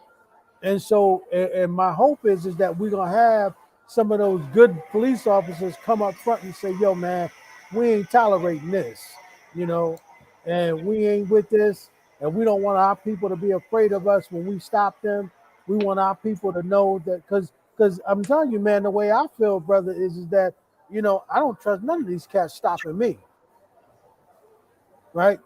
At the moment you get stopped, you got to worry about whether or not you're going to live or die in that very moment, particularly if they stopping you for something that you haven't done and you ask the question, what are you stopping me for? Which is what I understand this young brother did. And they got that on video with him saying, what are you stopping me for? Yeah. It makes no sense at all, man. And anybody who see that interview with that mother, trust and believe, man. As a black man, you understand. All of us know you don't touch our mothers, right? And mothers know that their sons love them. That we love them beyond our own lives. If there's one person in this world that we will die for, it would be our mother. If there's only one person we would do that, right? And that's exactly what's happening now. All right, I'm out. I see Zaid is on. I'm out. All right, brother. This time. I love you guys. Look at that article and listen to what the police chief is saying about the incident. They went and found this guy after he at another location. Y'all got to hear this whole story. We just gonna pray for now and be like Fannie Lou Hammond said, come up with a plan, get up off our butts, and go forward as we always do, and pray that our next generation will see the fruits of our labor as a result of the injustices that have been done. But for sure, Newark is on the move. And as Street Doctor used to say, on the move with God. God bless you all. Peace, family. Love you. Love you. Hey, Baba. Peace, Roundtree. Peace. Zaid, can you hear? You look frozen, my brother. That's what I said. He looked frozen. Yes. Zaid look like he's frozen. Hear me now? I can hear you, Zaid. Yeah, I see you, my brother. Oh man. So look, man. So Zaid, I'm gonna pass the show off to you and Doshon. Okay. Demo didn't get on. Larry didn't get on. I saw a text from him where he said that he's gonna be on in 20 minutes. Okay. All right. Okay. So he's here. He's still texting. I saw that. I don't know what he's doing. He's probably driving around somewhere. All right. I apologize for the tech issues. I'm just landing, and both the computers are driving me. The devil don't never rest. I don't know why. Right. But he hates me inside the space. And me too, brother. So I'm gonna pass it off to you. All right. And you go ahead and take care of your family, and give the queen and your nephew my regards. We'll try and get through this, right? I know I got our 8 o'clock guest. I know he's already ready to see Doshon. Okay. And me and Doshon just all right, Doshon. See y'all. Isn't there another guest that's supposed to come on? The teenager that's supposed to be asking us questions. I think John said that they were supposed to, or unless the sister who's in the back is supposed to be on with y'all. They said a teenager supposed to be asking Larry questions, right? Yeah, tell her to come on in. Yeah, she can come on in. We good because we she really can want hear more you. folks. She's in that. She's doing all the stuff in the background, so you can come on in, sis. You know. Oh, okay. All right. There she go. All right. Oh, okay. So I didn't know that daughter, you're gonna have to introduce yourself, right? All right. So I saw sis, your name, I didn't so know you what know it you was. can take me out now and leave it up to y'all. Be safe, brother E. Hello. Hotep Peace, Black Power. Introduce yourself to everybody, daughter. Oh, hello. My I name should is say Masoma. granddaughter. My name is Masoma Nwosu. I'm a senior at Science Park High School. I'm also a student in behavior for Mr. Austin. Very good, very good. And you are managing the board for us tonight, aren't you? Yes. And I want to thank you for that. Now you see the age challenges that's going up the ladder. You're the youngest on this show. This young man, Doshon Farad, although he's still quite young, is old enough to be a father. I'm old enough to be a grandfather, right? And the older we get, the more difficult it gets. Right? So I want to first thank you for the role that you're playing as our tech assistants to this evening. It's very important. I certainly don't have the capacity to manage point yet. It's something I have to pick up, and hopefully I will before it takes another leap, right? And I know also you want to participate in the discussion, and it's important that we hear from your generation on this particular issue, because more often than not, it's your generation that's more overwhelmed with this issue, with being the most demographic most likely to have a negative police encounter. Let me set up the show. Set up the segment very quickly. We were supposed to have our old comrade Larry Hamm from the People's Organization for Progress. Lawrence has been on this march for better than 50 years. This is my 45th year on this particular march. We've known each other since the 1970s, as he was coming out of Princeton and I was going into Rutgers. His organization was started on my campus, Rutgers, Newark, when we had our building, 101 Washington Street, back in 1983. So this is year 40 for the People's Organization for Progress. He will join us in a minute. He'll join us in a minute, not just because of his veteran status, because he's also out in front of important actions that are going to be happening over the next several days around this issue. Tomorrow at 12 noon at the Lincoln Memorial, 12 Springfield Avenue, we will host a rally in march to condemn the horrific beating and police killing of Tyree Nichols. And we're going to talk about how the justice system is behaving in a particular way in that case, and how it's not behaving in others, right? And on Monday, we will have a press conference to condemn the New Jersey Attorney General's failure or refusal to not indict Officer Rod Simpkins, who on January 1st, 2021, killed an unarmed father of four, Carl Dorsey, on New Year's evening. And the incredible thing about that is twofold. One is that the city of Newark had just come through an entire year without the police force firing a shot. And it has been attributed to the reforms we have been fighting for and trying to implement in this town over the last several years. And it was also important to look at this, is that the particular officer involved has a checkered history. And the petition to the Department of Justice that was done by the ACLU, who I'm closely affiliated with in my role as the organizer for NCAP, Simpkins himself and his behavior was documented in that petition. It goes back into almost 10 years as having some issues with abuse. So the question is, why has it been so long that he's been allowed to stay on the force with that kind of profile? So that's some of the background that we're talking about. We also have a very hot case in Englewood, New Jersey, with the police killing of Bernard Placide Jr., a young Haitian man, only 22 years old, who was in a mental health crisis. And while he was in the throes of being tased, he was shot to death by Officer Lawana Sharp. And there had been an effort, a quiet effort, to actually promote her and possibly the other officers who were involved in that. And this is just a few months old. September's just a few months ago, with total disregard for the investigation process that is in the hands of the New Jersey Attorney General. Myra and Cap, I have been sweating the Attorney General to act like an Attorney General. These folks do not want to obey the law. Make them obey the law, right?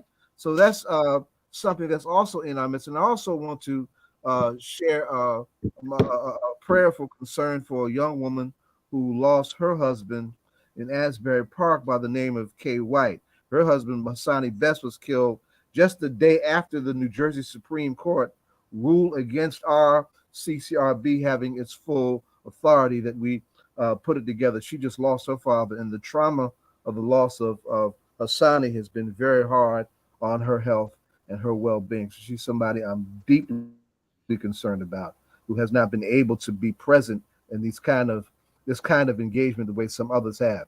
On that note, I want to shout out Merle Hilaire, the mother of Bernard. She's been very brave, but I know this is difficult for her also.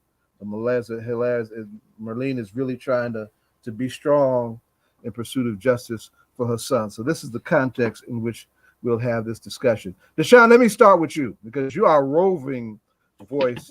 You get around and you have ties to several media outlets. What do you say about the coverage of this case, of these cases that we need to look at? And we can start with the Memphis case if you want, because that's the national piece. Well, here's the thing, Baba Zaid, a Hotep Black Power family. It's always wonderful joining All Politics, a local, and it's always wonderful being on air because, Brother Zaid would tell you this is what I do for a living. And as Baba Zaid pointed out, being younger than him, Zaid was doing this when he was at Rutgers, when I was maybe a small child. So anyway, family, good to be with you.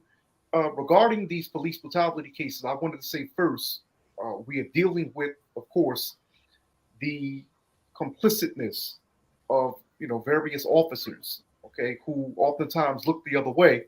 But this was a particular case, the Tyree Nichols case, that they couldn't look away. Okay, it brings us to another issue of while these officers, Black officers, how so fast they were arrested and charged, and how so fast a video was now being released. Okay, when in the past, and I'm talking about recently in the past and in the past several years or recent years, it has taken forever, sometimes a year, 2 years, 3 years for tapes of with white officers beating down Black people being hidden. We saw that in the case of Chicago, that brother that was killed at McDonald's, if you remember, going back a few years back. Remember, it took them a while for that tape to be released. So now we have 5 Black officers who are being made examples of, and who are being made as the face of, who are being made to look like the face of white supremacy. Now, here's something that our elder and our elder veteran, Black Panther member, warrior scholar, Baba Daruba Ben Wahad said. We have to understand that we have Black enemies of Black people. And we see this all throughout police departments. Now, here's the thing, earlier, the prior host, they were mentioning we had Minister Abdul Haqq mentioning Minister Farrakhan, and the quote Minister Farrakhan. Here's the thing. Unfortunately, there are so many bad officers. They outshine, quote, the good officers. And this includes many Black officers. All right. And throughout the country. You mean it's not just a few bad apples the way they always tell us on the TV and the radio and whatnot? Oh, no, Baba Zaid. You and I both know that it's saturated with the police. When we say the police force, we mean across the country are saturated with no good bastards. We understand this. And what ends up happening is officers that join the police department who wish to make a change, Black officers in particular, oftentimes are silenced. But we do know what we have among many Black officers is the overseer mentality. Keep in mind, okay, to remind people, the police departments came out of the slave catching patrols. So you have a slave master mentality, but not just a slave master mentality within police departments. You have an overseer mentality as well. Now, what is an overseer? Usually on the slave plantations, the overseers were oftentimes Irish, poor whites, or they were Black. We're going to discuss the Black overseers. The Black overseers most often were enslaved black people themselves, and they would be put over the rest of the slaves, and they would mistreat the slaves or the enslaved Africans worse than white folks would. And so what you have amongst many black officers is a black overseer mentality. They join police departments just to beat up other black people. And this is exactly what this case is. Okay. However, in the case of these 5 Negroes, it backfired because now you're going to be made an example of. You're the sacrificial lamb for your department. And I have no pity for you. Okay. But at the same time, we have to look at the game that's being played. You know, white supremacy mythology is very crafty, very crafty. You have 5 black officers being made to look like, in other words, you know how we're always being jumped on, stop speaking about white people, stop speaking about white supremacy because look at how you treat each other. We have to look at that angle. Do black lives really matter? That's the question that certain people are going to ask. So, you know, we have to deal with this. But these police departments across the country are off the chain. And this is unfortunately the main reason why we have in the black community, you know, many people oftentimes discuss the no snitching rule that most African Americans have. They think it's out of fear. Okay, a lot of that is out of fear, but a lot of that is from us not trusting the police department. Okay, so this is the question that I have to black officers, okay, that say you want to make a change. Why would you join an institution that has a centuries-old reputation of brutalizing your community? That's the question. Okay, and there was a report dealing with that came out several years ago, dealing with black cops that joined police departments. And I forgot the name of the report. I like to be right and exact because I don't like coming with having, you know, notes. Okay, in that respect. But there was a report that came out expressing what black officers go through in these police departments, including what black officers go through in majority police departments like East Orange, New Jersey. Okay, so you have black police departments who are nothing more than the black face of white supremacy mythology. This is exactly how I see these 5 officers, but I'm going to say again, they're being used as the sacrificial lamb. It's amazing to me for people who are just now tuning in. Okay, I'm going to repeat this for people who are just now tuning in. It takes forever for videos of black people being beat down or killed by white officers. All of a sudden now, these officers are immediately arrested and charged, and we're going to have a tape the next day. The very next day. So I'll leave it at that. Yeah, I want to go, and I appreciate some of what you raised also. So you addressed the overseer question because that's something that I wanted to do, and I'll even go further than that and say that when you see the lack of consciousness, solidarity, and support coming from the so-called black athlete class, right? Taking you back to Colin Kaepernick, who gave me the best birthday present that a crazy Negro like me could have. He took that knee on August 14th, 2016 to protest police. Best birthday present I could ever have, right? But was found himself standing alone. The irony is that he belongs to the largest, blackest, most affluent union in the world.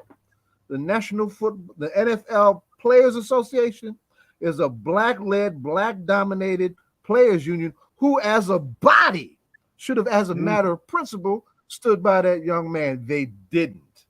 And so what I'm saying, to add to your description of the role of the overseer class, is the overseer class was something that was bred. People don't forget, let us not forget the vicious dimension of breeding that was a part of our activity on those plantations. It was the buck is what that stereotype is known as. There were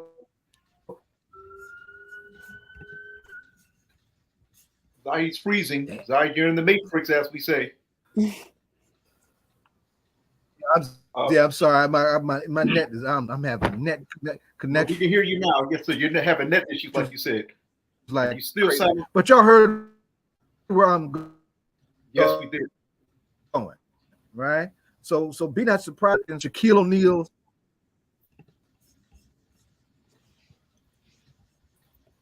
So they're quite comfortable defending the system when the system is dead wrong because it's taking care of them and what they're doing. right? And of course, the most egregious, ridiculous example we had of that was the emergence of Herschel Walker, who was who is not qualified to do anything but play football, right? Who almost became a senator in the United States government simply because he was the perfect overseer candidate for white supremacy at this particular moment to take Georgia back further on the electoral front, and almost did it. So we can't dismiss the significance of the overseer class. Dean, I want to bring you in. We got on a little late. I had connection issues. I set the stage for the issues that we're working with on the show and the actions that we have coming up. Doshon opened up with his take on what the national issue that we're looking at with Tyree's case. Just jump in and give your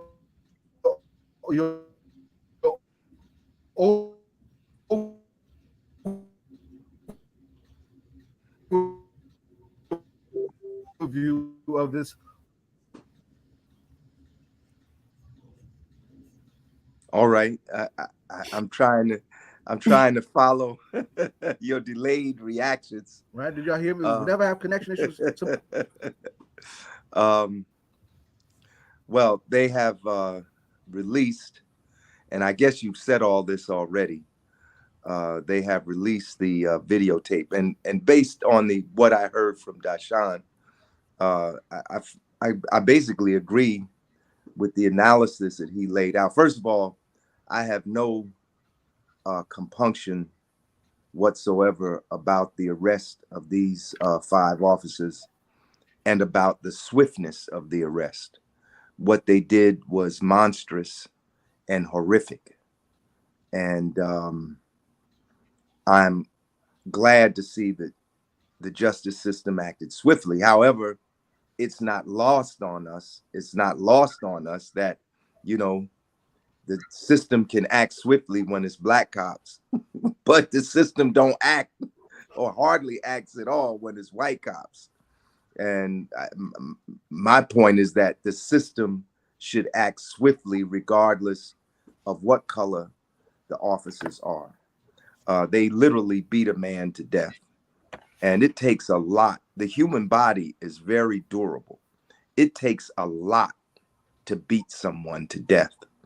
A lot of energy and a lot of determination. And he was a small man. I believe he was about 6 feet, but he only weighed 150 pounds. So he was a small fellow, and he suffered. I heard his mother say on the news this morning that he suffered from Crohn's disease, which is why he was so underweight. So it wasn't like they was boxing with an equal. First of all, it was unequal because they had the law on their side and they could do whatever they want, but they literally beat that man to death. And I was just astounded by the whole thing. I mean, they were charged with 2nd-degree murder. They were charged with aggravated assault. But that's not what surprised me. What surprised me is that they were also charged with kidnapping. Yeah, right. I'm like, what the hell were they doing that they got charged with kidnapping? Obviously, they didn't take him straight to where they were supposed to take him, whether that's the precinct or the hospital. They made a turn somewhere. And so at that point, he was not being legally held. And it's horrific. So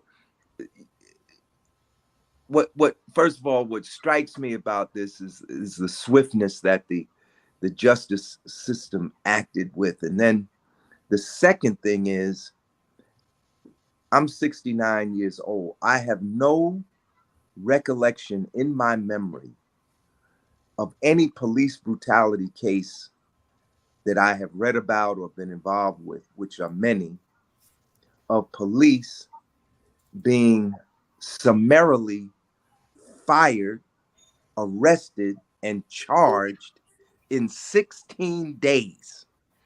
It's unheard of, because there's a lot of liability on the part of the people that they work for. There's due process, there's contractual obligations, that have to be met, you know, they can't just jump up and fire you, you know, but they fired these brothers. Now, in many of these police contracts, they do have an eject button. There is a standard of behavior that's so egregious that even in their contract, it allows the employer to terminate them without process. But that's like, you have to be engaged in some real egregious behavior. So the speed at which the system moved on them, was astounding. And then the second thing is, the videotape, I haven't seen it yet. I don't know if any of you have seen it yet. It must be horrific. It must be horrific because they started calling for calm last week. The tape wasn't even out. They were calling for calm.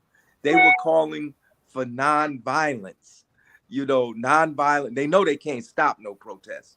So they just say, okay, we're going to accept there's going to be protests.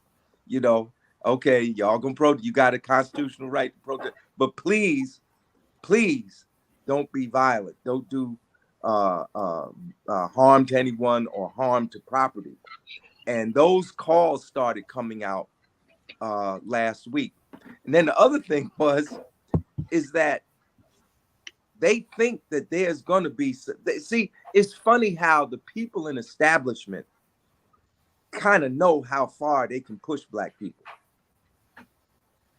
They know how far, they know it better than many of us. That's why they've been calling for calm, because they knew that this situation was so horrific that there could be an uprising in Memphis. And here's the thing, right? The U.S. attorney, how long did it take for the Justice Department to come in on the George Floyd case? It took them a year. The Justice Department came in and announced a U.S. Justice Department investigation like the end of last week. It wasn't even a week. They were in there. And then like the calls for calm, the police chief, who's a woman, she called for calm. The U.S. attorney, he called for calm. Everybody, the mayor, everybody's calling for calm. But they're not just calling for calm in Memphis. I'm going to share something with you. That's right. Make it plain. That's right. I got calls from high places, higher than Newark. I got calls. Mr. Hamm, we know that Pop always keeps it in order. that Pop y'all never have any violence. See, they weren't going to ask me. They weren't going to ask me straight up, please don't have no, because they know I wouldn't go with that, right? So they just make a declaration and say, well, we've never had any problems with you, Ms. Dan. We know it's going to be nonviolent, But they are worried. Biden, the president, had to make a statement. That's right. Today, he issued a written statement this morning, and then he's on TV with the family. See, they all know that they are pushing Black people too far. And that police, what was the spark of the uprisings of the 60s? Without exception, with one exception, the assassination of Dr. King. But beyond that, almost aided and abetted by the police, by the way. Right. Almost every uprising during the 1960s was caused by an incident of police brutality. And they don't want to see that. But they know, they know, because you can't be a ruler and be stupid. Because the object of being a ruler is to what? Is to maintain your rule. And to maintain your rule, you got to be smart. Mm-hmm. You got to know when to use force and when not to use force, and they know that Black people are at a point now, because last year, the police killed 1,176 people. The police killed more people last year than they have since they started counting the number of people they kill every year. So they learned absolutely nothing from George Floyd? Nothing. They're killing more, not less, more. The police in the United States kill more people than the police in any of the other 34 industrial capitalist countries in the world today.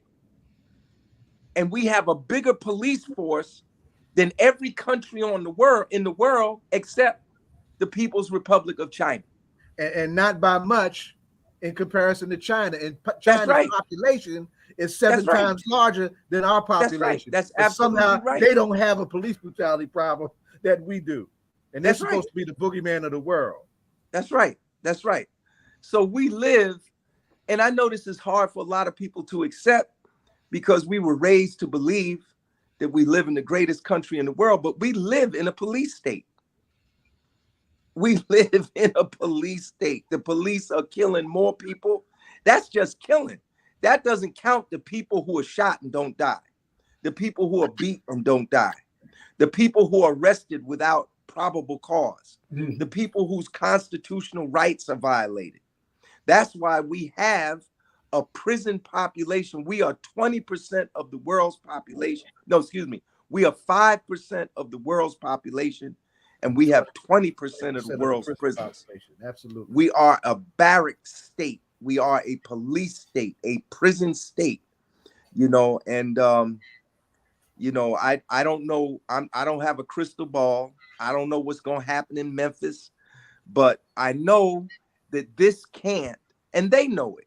We know it, and they know it, that this situation cannot continue indefinitely without something happening, without an equal and opposite reaction. What is the law of physics? But the law of physics is for every action, there was an equal and opposite reaction. But I want to say something, but brothers, I want to shift now because the segment's going to move fast. I want to shift now and compare that with what we're talking about and what we're facing here in New Jersey, right? Dima gave some background on just what happened in Carl Dorsey's case, what we're dealing with the Bernard Steve Jr. case and whatnot. Give some insight on the difference in how that particular case is handled in Memphis and how our cases are being handled here locally in New Jersey. And you have to say to that, that's that now for all all my Jersey Democrats, right? I pray for you. And I'm trying to be polite in this medium because I don't, I would say something else on another medium, right?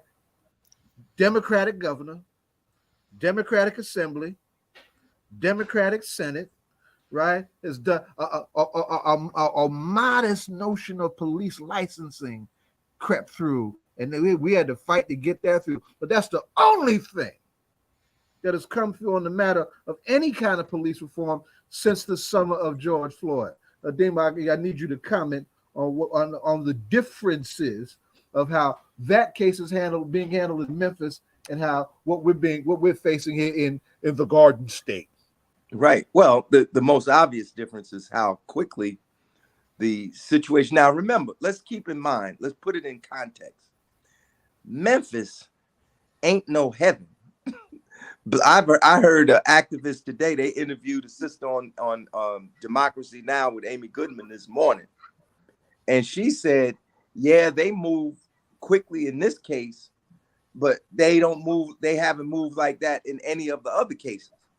They got as much police brutality in Tennessee as we have in New Jersey. It's just that this case was like George Floyd. It was just so horrific that they were scared it was going to precipitate some type of social upheaval, social explosion. So you take like Carl Dorsey's case. Carl Dorsey was killed on the 1st of January. The family didn't hear anything from the state attorney general for 2 years. The 2nd year anniversary was this month, January 1st, this month. 2 years. They didn't hear anything from the attorney general's office until yesterday.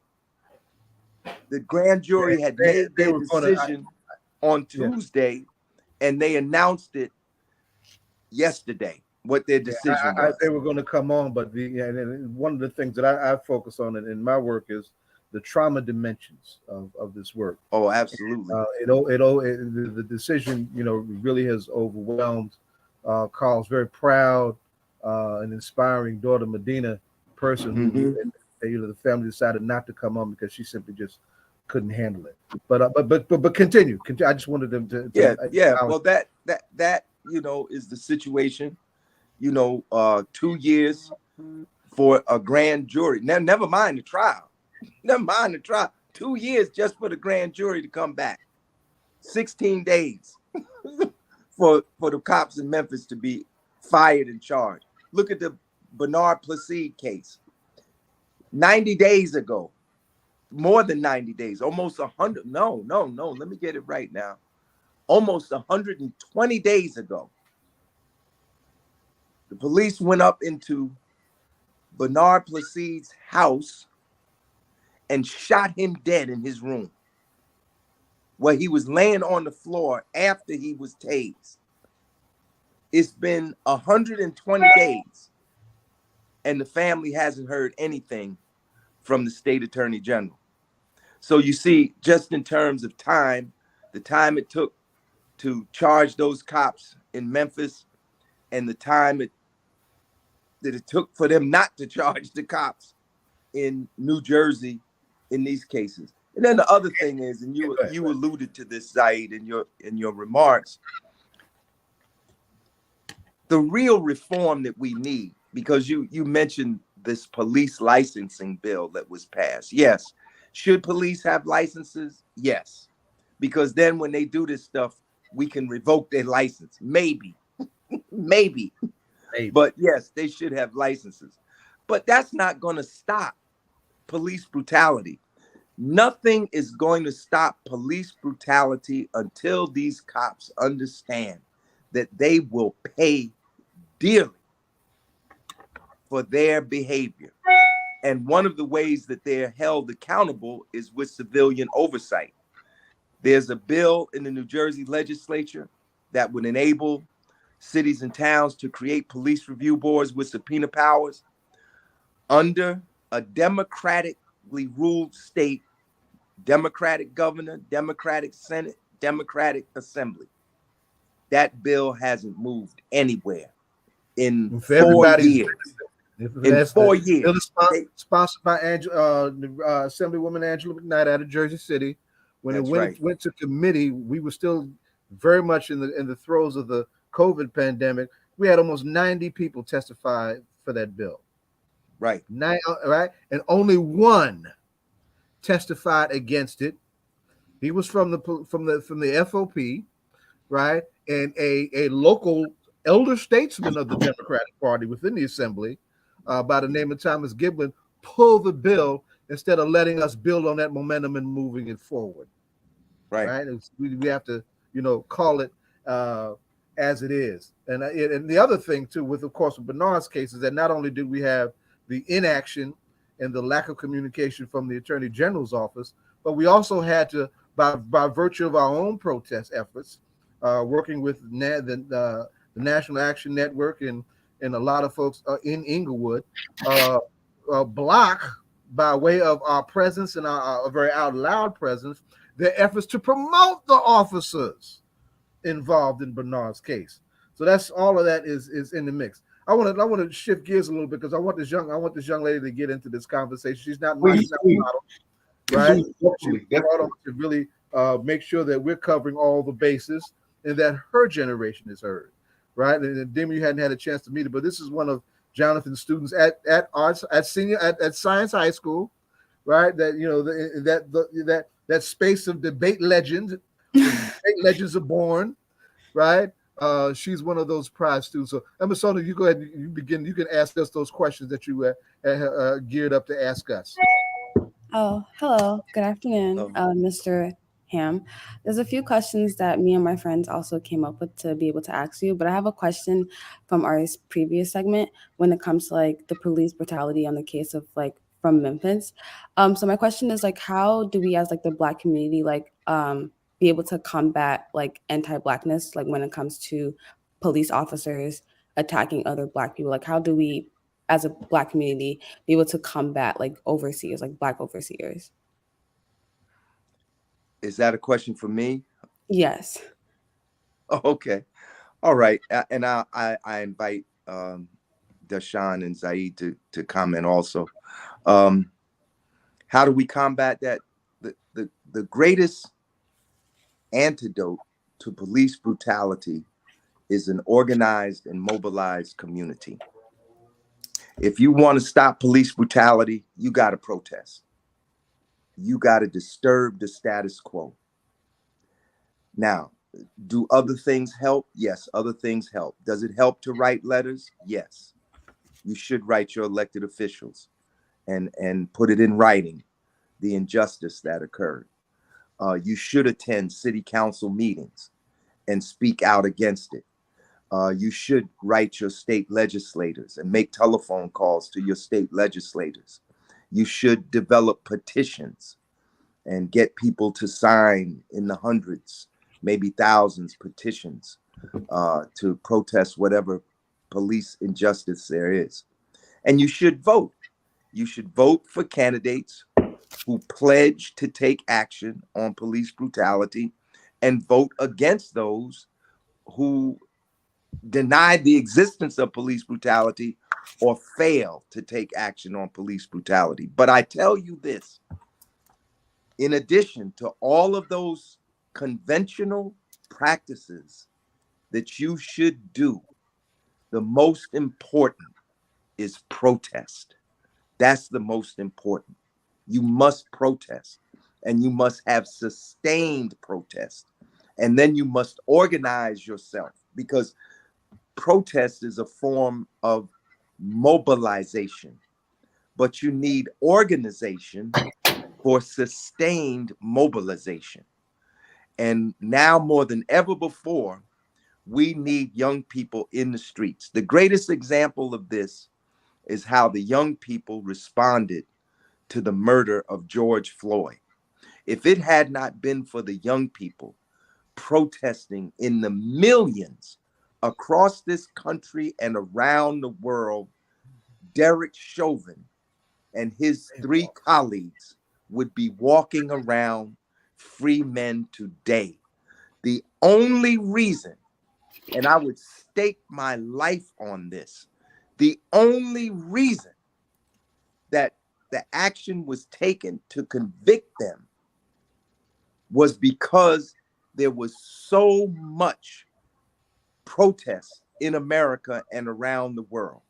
It took protests to bring about civil rights. It took protests to end the Vietnam War. It took protests to liberate our brothers and sisters in Southern Africa. It took protests to convict George Floyd, and it will continue to take protests to redress. And I'm going to tell you, anybody that tells you that protest doesn't make a difference, they are telling you a lie. And they are either speaking out of ignorance, or they may be consciously trying to mislead you. And I say this, and I stake my life on this. And this is what the young people need to do today. You know, all of us old people out there protesting, they're not scared of us. A strong wind come along and some of us will fall right over. We need the young people to come out again like you came out for George Floyd, to come out again like you came out for Occupy. Remember Occupy? Come out again like you came out for Trayvon Martin. Come out again like you came out for Jenna 6. See, I've lived through this. I've seen the young people rise up again and again. And when the young people rise up, that's when you have change. Go ahead, brothers. I would just add to that. I'm really not going to say much because I want to get her questions in. But just as she is concerned about the question of Black police officers and their bad behavior, we also need to put just as much pressure on our Black elected officials who can be terrible on this as well, right? We've had Black elected officials actually push bills that the police promoted right here in New Jersey in the aftermath of George Floyd. and did it with solidarity that we should have had for the bills that we're talking about, right? So I would just add that caveat. I'd say this too. This is Kwame Ture talking through me now. You always do your best work, and you want to do your work so well that you want to affect defections from their ranks. Meaning that when there is an emergence of some officers who look like us, who actually do stand up against abusive and racist police behavior, they need not be isolated. They need to be embraced by their community, and they need to be encouraged to organize within their own ranks to do that. And we've had some modest examples of that over a period of some years. We don't get much. We certainly don't have much now, right? But that's also important too, to sharpen how and to isolate as much as possible the issue and the abusive behavior that we're talking about. Come on, what's your question? Because our segment is going to run down soon. Okay. So my second question is like going back to like Newark and all the police brutality that's happening in Newark, and other parts of New Jersey. Like, how do we, as like the young generation, also combat police brutality and police enforcement that are coming into our schools, like especially Newark schools? That's an interesting question, and it's a complex question because there is an issue of school safety, and you see across the country these crazed people who are going into our schools killing students. I mean, this is a serious question, but regarding the policing in the schools, if you feel you're being over-policed, then the students need to come en masse to the Board of Education and say that. You know, I don't know if you know my background, but my path on the activist road started when I was 17 years old, when I was a senior at Arts High School in Newark, New Jersey. And it was on March the 23rd, 1971, that we led a walkout at Arts High. We walked out and we marched downtown and we sat in at the Gateway Hotel. It's called the Doubletree Hotel now. That's the hotel across the street from Penn Station. And we were protesting about our education. And that protest, that walkout, that march, that sit-in led to me being appointed as a member of the Board of Education by Kenneth A. Gibson, the first Black mayor of Newark. So I know all about what protests can do, you know. So if you're concerned about over-policing, then you need to go get all your colleagues and go to the board meetings and talk about it. And you're going to have to come to a bunch of board meetings. It can't be just one time. You got to have that sustained. The sustained question is important. Yes. So let me add to that if I can, because there's very specific places you can come to right now that are happening. There's a campaign in New Jersey, particularly in northern New Jersey, called Counselors Not Cops, right? And I want students to look at the organization called the MAPSO Freedom School. That's between Maplewood and South Orange, that was initiated by my comrade, T.J. Whitaker, who's a radical educator in that school system. The Make the Roads New Jersey, right? A Latinx immigrant or organization of young people that is based in Elizabeth, New Jersey, right? And the ACLU of New Jersey, right? They all work together to drive that particular campaign. And this is for the most part, high school students, some educators, and some parents. But when it comes to the protest, the students are driving the protest, particularly Make the Road New Jersey. I'm very proud of those young folks in both of those organizations. So there's some specific places to go through. You look up Counselors Not Cops and plug in those organizations. You'll have those are allies that are already doing the work. Okay, thank you for the answers. So my next question is, like, with like Mr. Hamm, with the longevity of your career, what are some notable police brutalities under the hands of police that are still unresolved injustices in New Jersey today? Wow. Oh, here's that's all of them, right? That's right. Well, the case in front of us, right? The cases in front of us right now are very important. That's the Carl Dorsey case Now they could use some support. You know, tomorrow we're going to be marching and protesting tomorrow, 12 o'clock at the Lincoln statue for Carl Dorsey and Tyree Nichols. So the Carl Dorsey case is going to be ongoing because the attorney is filing a lawsuit in the federal courts. So it was in the state courts where the grand juries came back with no indictment. So now he's taking his case to the federal court. So the Dorsey family is going to need support there. Bernard Placide in Englewood, New Jersey, who was a student at Englewood High School. He was shot to death at almost point blank range. His family is going to need support. We've been going to the city council meetings in Englewood, you know, to support the family because they've been there every month. They have monthly city council meetings. The Rodwell Spivey brothers, those are young black brothers. They're not high school students, but they're young. They're probably all in their 20s. They're fighting a racial profiling case. They need support. These are all current cases.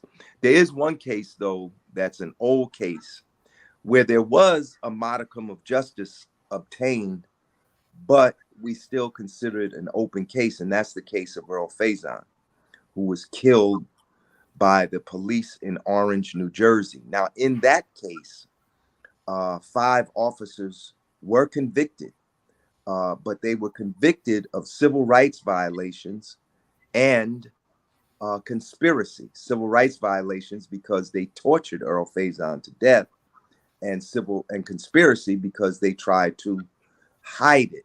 But they were not convicted of murder because the county prosecutor refused to do a murder investigation.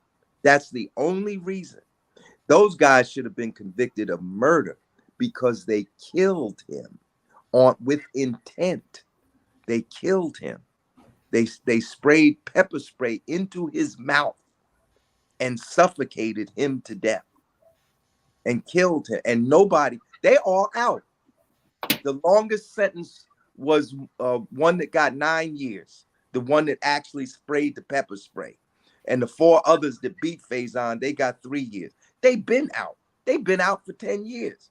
And they literally got away with murder because our criminal justice system is biased toward the police. It's very hard to get a grand jury or a jury to bring convictions, to bring indictments and convictions against police.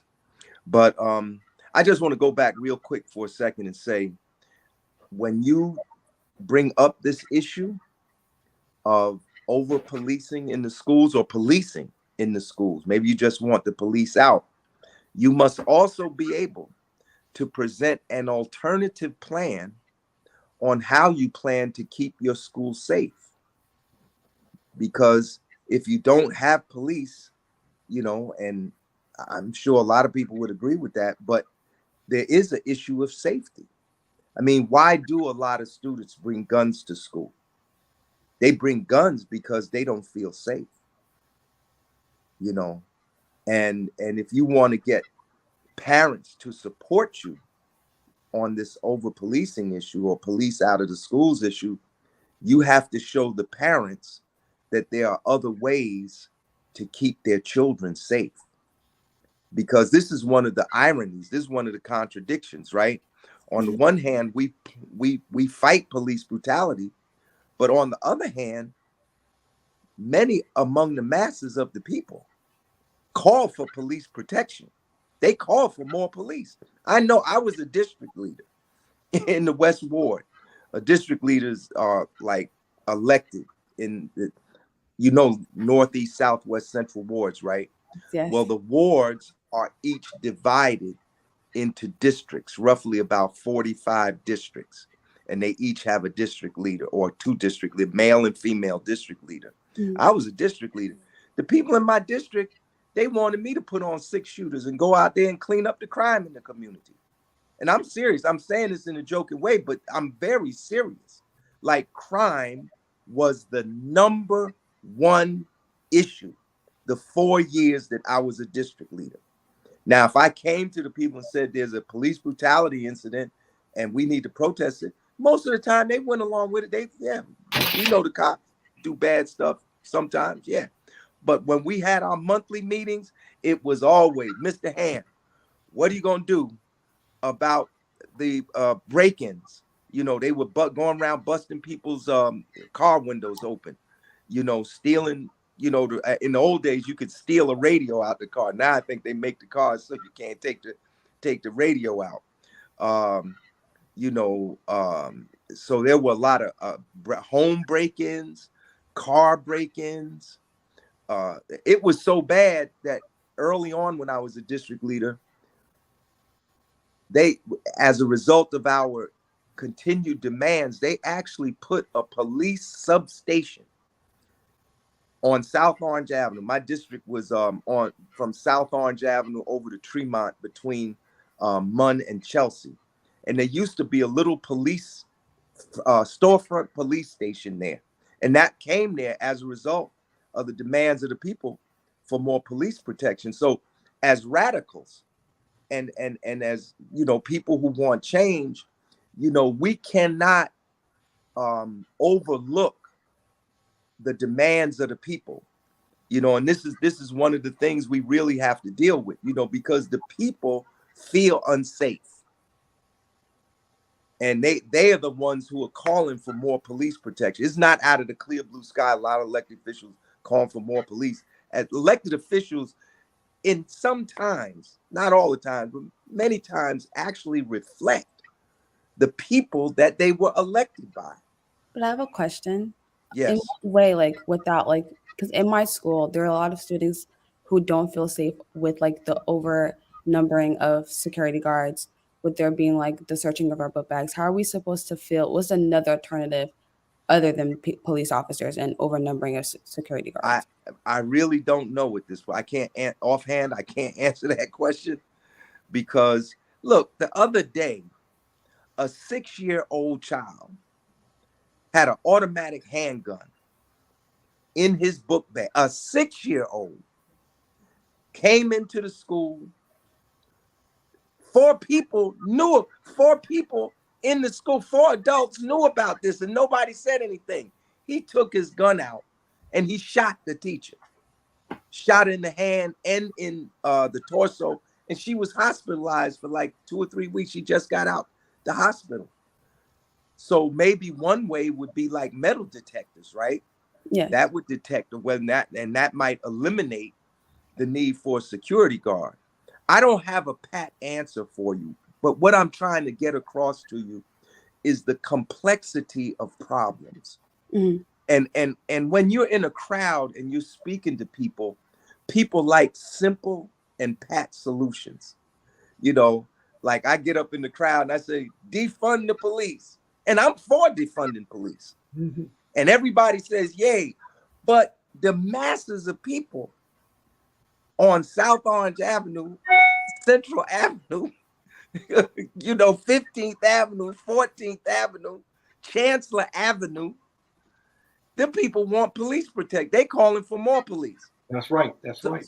Right? So you as an organizer, you have to come to grips with both dimensions of the problem and try to find a solution, you know, that folks can live with and will take us forward. Police brutality is a problem, but violence is also a problem. When we used to march, when they were still having the African American Heritage Day Parade, one year we were in the march, right? So, you know, we had a lot of people and we had our big signs, and our signs say stop police brutality. Right in front of us was the group Mothers of Murdered Sons and Daughters, Mom Sad. Mm-hmm. And we was marching and we was chanting, stop police brutality. You know, we in the parade, we chant, stop police. The mothers was turning around on us and like, y'all shouldn't be talking about police brutality. You should be talking about we killing each other. And that caused me to pause. We didn't stop chanting, but it caused me to think, no, I mean, we in it now, you know. So I had to go and approach these sisters and brothers. And I said, look, let's have a meeting because we are against the violence too. We are against police brutality. So as a result of meeting with them and communicating with them, what happened? When they had anti-violence activities, we came out and supported them. When we had anti-police activity, they came out and supported us and were among our strongest supporters. And every year they would ask me to come and speak at their Christmas program that they would have. So in that way, we made a bridge between the people who want safety and the people who are against police brutality. And I say this to you as a you're in college or high school? Oh, I'm a high school senior. You're high school students. And I say this to you because I want you to understand early on that a lot of these social problems have a degree of complexity. They're all not simple. So look at the civil rights movement, right? The civil rights movement did away with what? Apartheid in America. We had a system of legal segregation. It was the law. Black people can't live over here, can't work over here, can't go to school over here, can't bank over here, can't marry any white people, can't. It was apartheid. And Dr. King was successful in abolishing apartheid in America. But what was one of the byproducts? One of the byproducts of the abolition of Jim Crow, apartheid in America, was a decline in Black businesses. Because as long as we were in these communities, which essentially were formed by by laws and policies of racial segregation, we couldn't go to the white stores in Newark, New Jersey. We couldn't go to, if we went to the movie theater, we had to sit in the balcony in my lifetime. It's our lifetime. That's right. We couldn't sit in the mess and down where everybody, we had to sit in the balcony. Couldn't try on clothes and couldn't try on clothes, couldn't try on a hat. You couldn't go to Branford Place and be careful going up Bloomfield Avenue a certain time of night.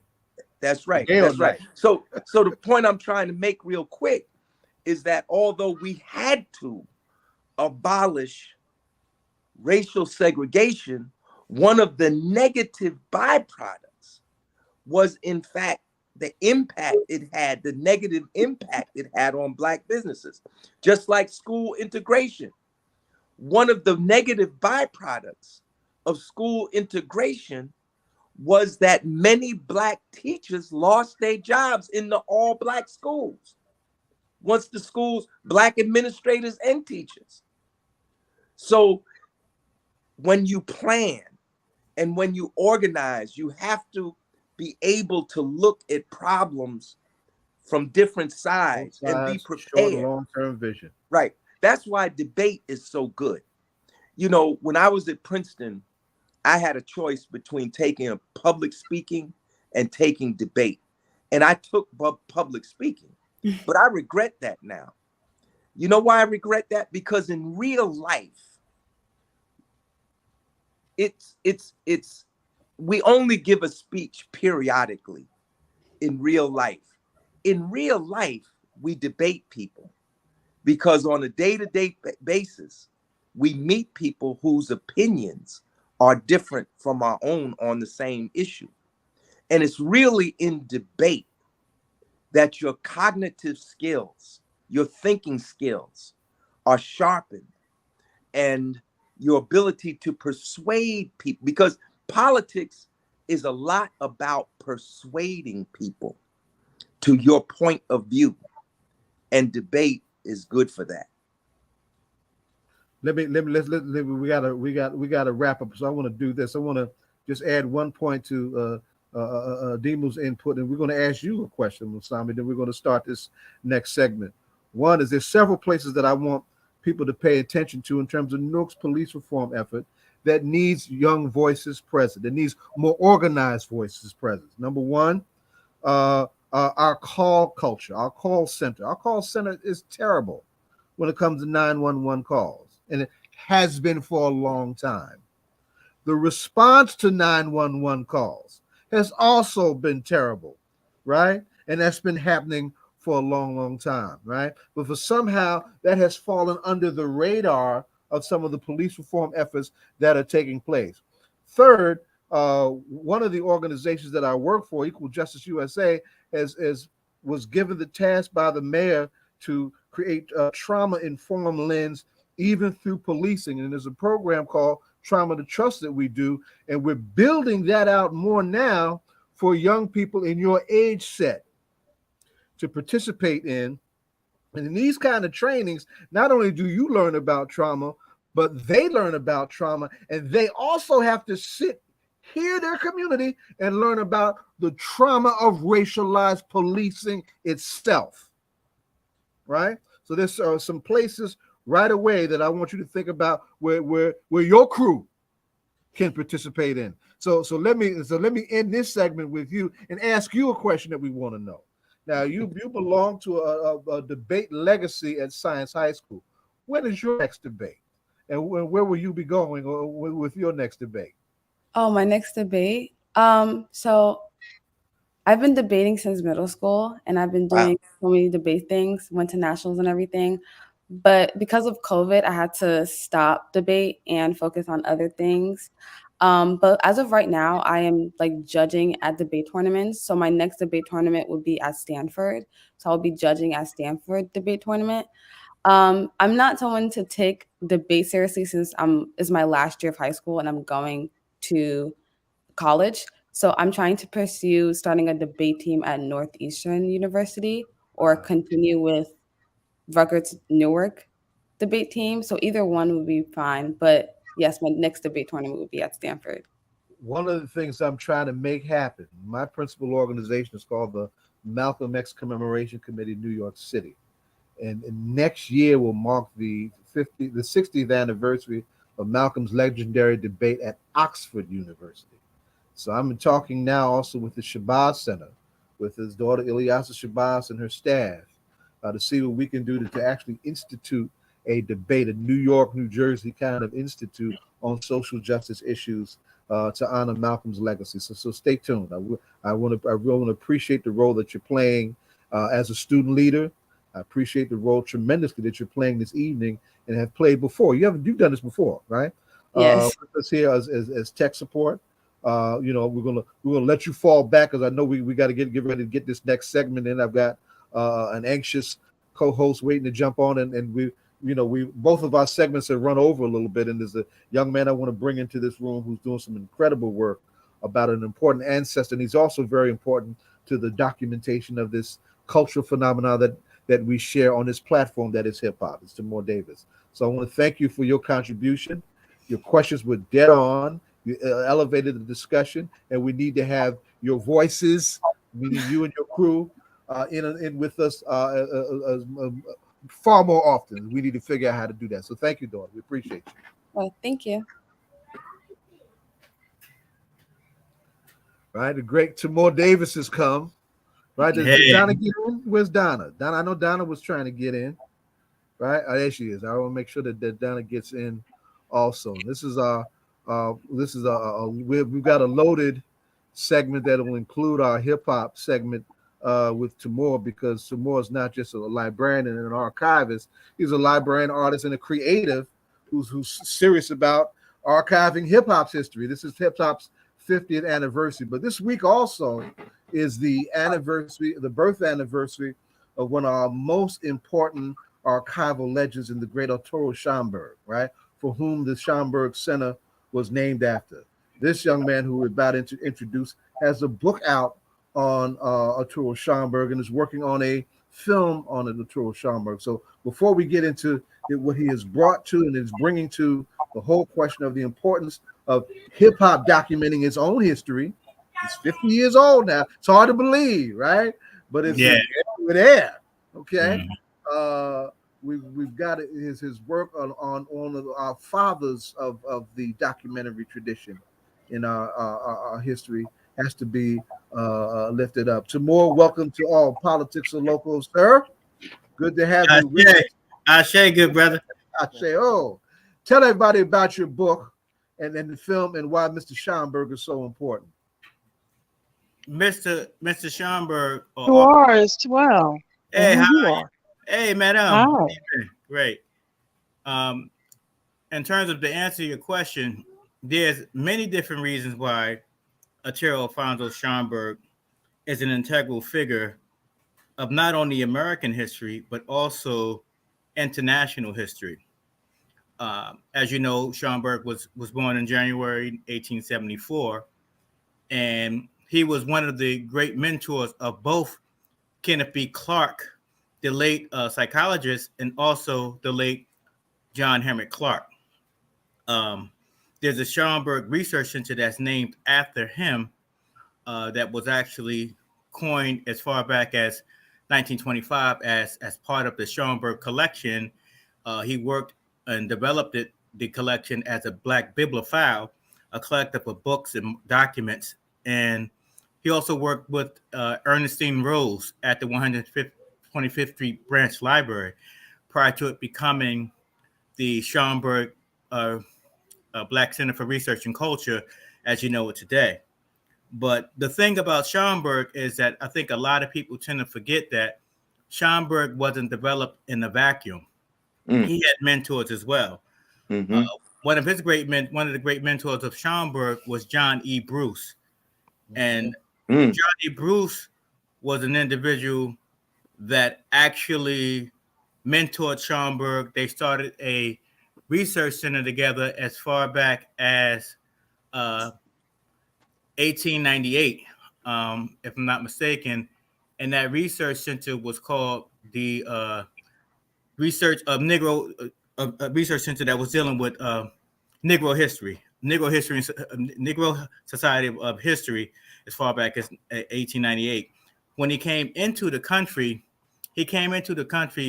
when at Guam and those particular Caribbean countries was actually going to war against Spain, and America had intervened, and they had reneged on this agreement with actually working under the colonialists of Spain, and they went with America, and they got duped. And there's so many different things historically that was really bad for those people in Puerto Rico, if you will. And so he ends up in the United States as far back as 1898, meeting John E. Bruce. And when he came into the country actually working with the group called Los Dos Antennas, which is actually a political group, because a lot of his mentors in Puerto Rico were darker hued Latin Americans that were into and understood the importance of Africana's impact in the Caribbean and Africana studies that far back. When he was in the fifth grade, he was told that Negroes had no history whatsoever from a teacher that he liked and had mentored him.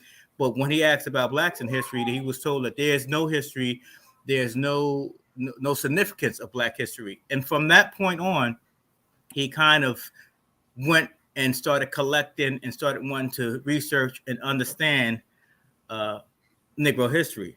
Now, you can't talk about Schomburg and not talk about the three great Renaissances that actually helped produce the Harlem Renaissance.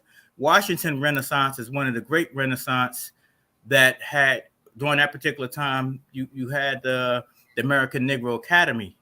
In the American Negro Academy, John E. Bruce and a lot of prominent thinkers, Kelly Miller, prominent thinkers, progressive Black thinkers, Alexander Crummell was one of the leaders and mentors of Du Bois. Crummell was actually mentored by Edward Wilmot Blyton. Blyton he tried to get into Rutgers as far back as 1851. They didn't allow him to go into Rutgers University. So he ends up in Liberia. When he goes to Liberia, he later becomes the president of Liberia University. And he started influencing a lot of the progressive thinkers in America, in the Caribbean, in Africa, such as Deuce Muhammad, and so many other progressive thinkers. Yes, sir. So many other progressive thinkers during that time. So the American Negro Academy was an academy filled with a diversity of different type of professional thinkers, from mathematicians. Kelly Miller was a noted mathematician that was a part of the group, and so many other different individuals that was a part of that prominent group that was producing progressive thinkers, and those people ended up and landed in Washington, D.C. At least Alexander Crummell lands in Washington, D.C. and started doing a significant work of Black progression in D.C., which led to the Washington Renaissance, where you had progressive thinkers, leaders moving the country forward from an academic perspective. And there you have it. In terms of those great thinkers during that particular time. And since he's been mentored, he's been loyal to the idea of what was started as far back as 1911. Arthur Schomburg from Puerto Rico, he founded the Negro Society of Historical Research, first based in Yonkers. So Yonkers played in New York and Westchester County played a very integral role. And it's important that I'm saying this because I work in Westchester County now as the library director of Mount Vernon Public Library. Right. And there's a lot of noted thinkers that's from that particular area. So for example, tomorrow I'll be going to a memorial for Dr. Jeff Perry, who actually did great work on documenting and creating biographies on Hubert Henry Harrison, who was a Harlem thinker, who was a progressive person, who actually was a polyglot, spoke about maybe 22 different languages. All these people were working side by side. J.A. Rogers, who was another polyglot, who wrote several different books, Sex and Race, volume 1, 2, and 3. Then Africa's Gift. Great men of color.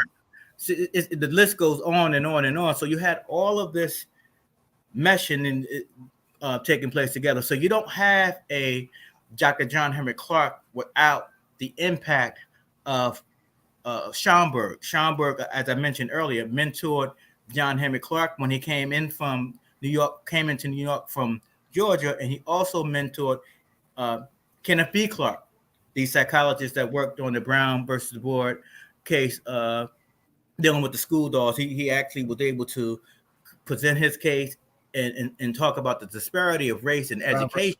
Education. Yes. That's he right. was able to. I'm interjecting because, and I have to just for a minute, because both Kenneth Clark and John Henry Clark, as well as another Puerto Rican of African descent, Dr. Yusuf Ben Jokanan or Dr. Ben, would all become part of the private brain trust of a red cat named Malcolm X, when Malcolm would get himself ready to go into debates against the so-called experts that they wanted to use to shut him down. Malcolm relied on those great men's work. And he would come in, and of course he would spank their behinds in the unique way that he did. So I just wanted to just acknowledge that flow of that tradition. Go ahead, continue. Yeah, I would add that Malcolm did have great senseis, and the way they would actually train Malcolm, they would train him like a ninth degree black belt in the dojo and getting him ready for a major tournament whenever he went out. And so he was able to handcuff scholars from all different parts of the world with basic Socratic methods, in terms of asking questions that actually answer themselves. And he was so well versed into that particular way of presenting the argument of the plight of black people in the United States of America. So not only were these individuals, because there's a whole cadre of different people that actually were historians, and not just historians and Black bibliophiles, but historiographers. So the historiographers would be the one that would actually interpret the history and put a philosophical spin to it, the same way in which CLR had done in his book entitled "The Black Jacobins," dealing with the plight of blacks and Haiti when they fought against the British, the Spaniards, and also the Americans in their fight against the colonialists during that particular time. So then everything is interconnected. You know, you don't have a Salomon Bolivar without the impact of the Haitian Revolution of 1804. In fact, a lot of Salomon Bolivar, it's argued that a lot of Salomon Bolivar's ideas in terms of political struggle, militaristic, strategic maneuvers during that time in that area of in the different countries in South America actually was influenced by the Haitian Revolution. In fact, at one point, it's noted that the Haitians actually gave resources and arms and other different type of necessary resources to Simon Bolivar to help them in their revolutionary struggle against the Spaniards, because they understood the plight of it. So we understand that we argue that the American Revolution was probably one of the most was the first revolution in the New World, but the second successful revolution that impacted the European world still to this day is the Haitian Revolution. That's why there's not a lot of resources going to Haiti. That's why because that revolution, because all of the cash crop of sugar cane and what have you came from Haiti at one point. It produced sugar cane for the European world. And it's just such a shame that that Haiti is treated in such a way that it's treated today. But Haiti is noted. It is still scorned because of that successful revolution that actually impacted upon people like Grable Prasa, Nat Turner, Denmark Vesey, so many other people that was influenced by that Haitian revolution. And if you read Black Bibliophiles and Historians by Earl Thorpe, if I'm not mistaken, it was published in 1976. You see a whole slew of Black male and Black female historians, bibliophiles, and librarians that was actually working behind the scenes to actually make our plight come to full fruition from behind the scenes, where at one time we wasn't even allowed to go inside the library to read a book without paying to read the material, which is such a shame. So that it's so much work that these people had done. I'm looking here at a list of people that was a part of the American Negro Academy.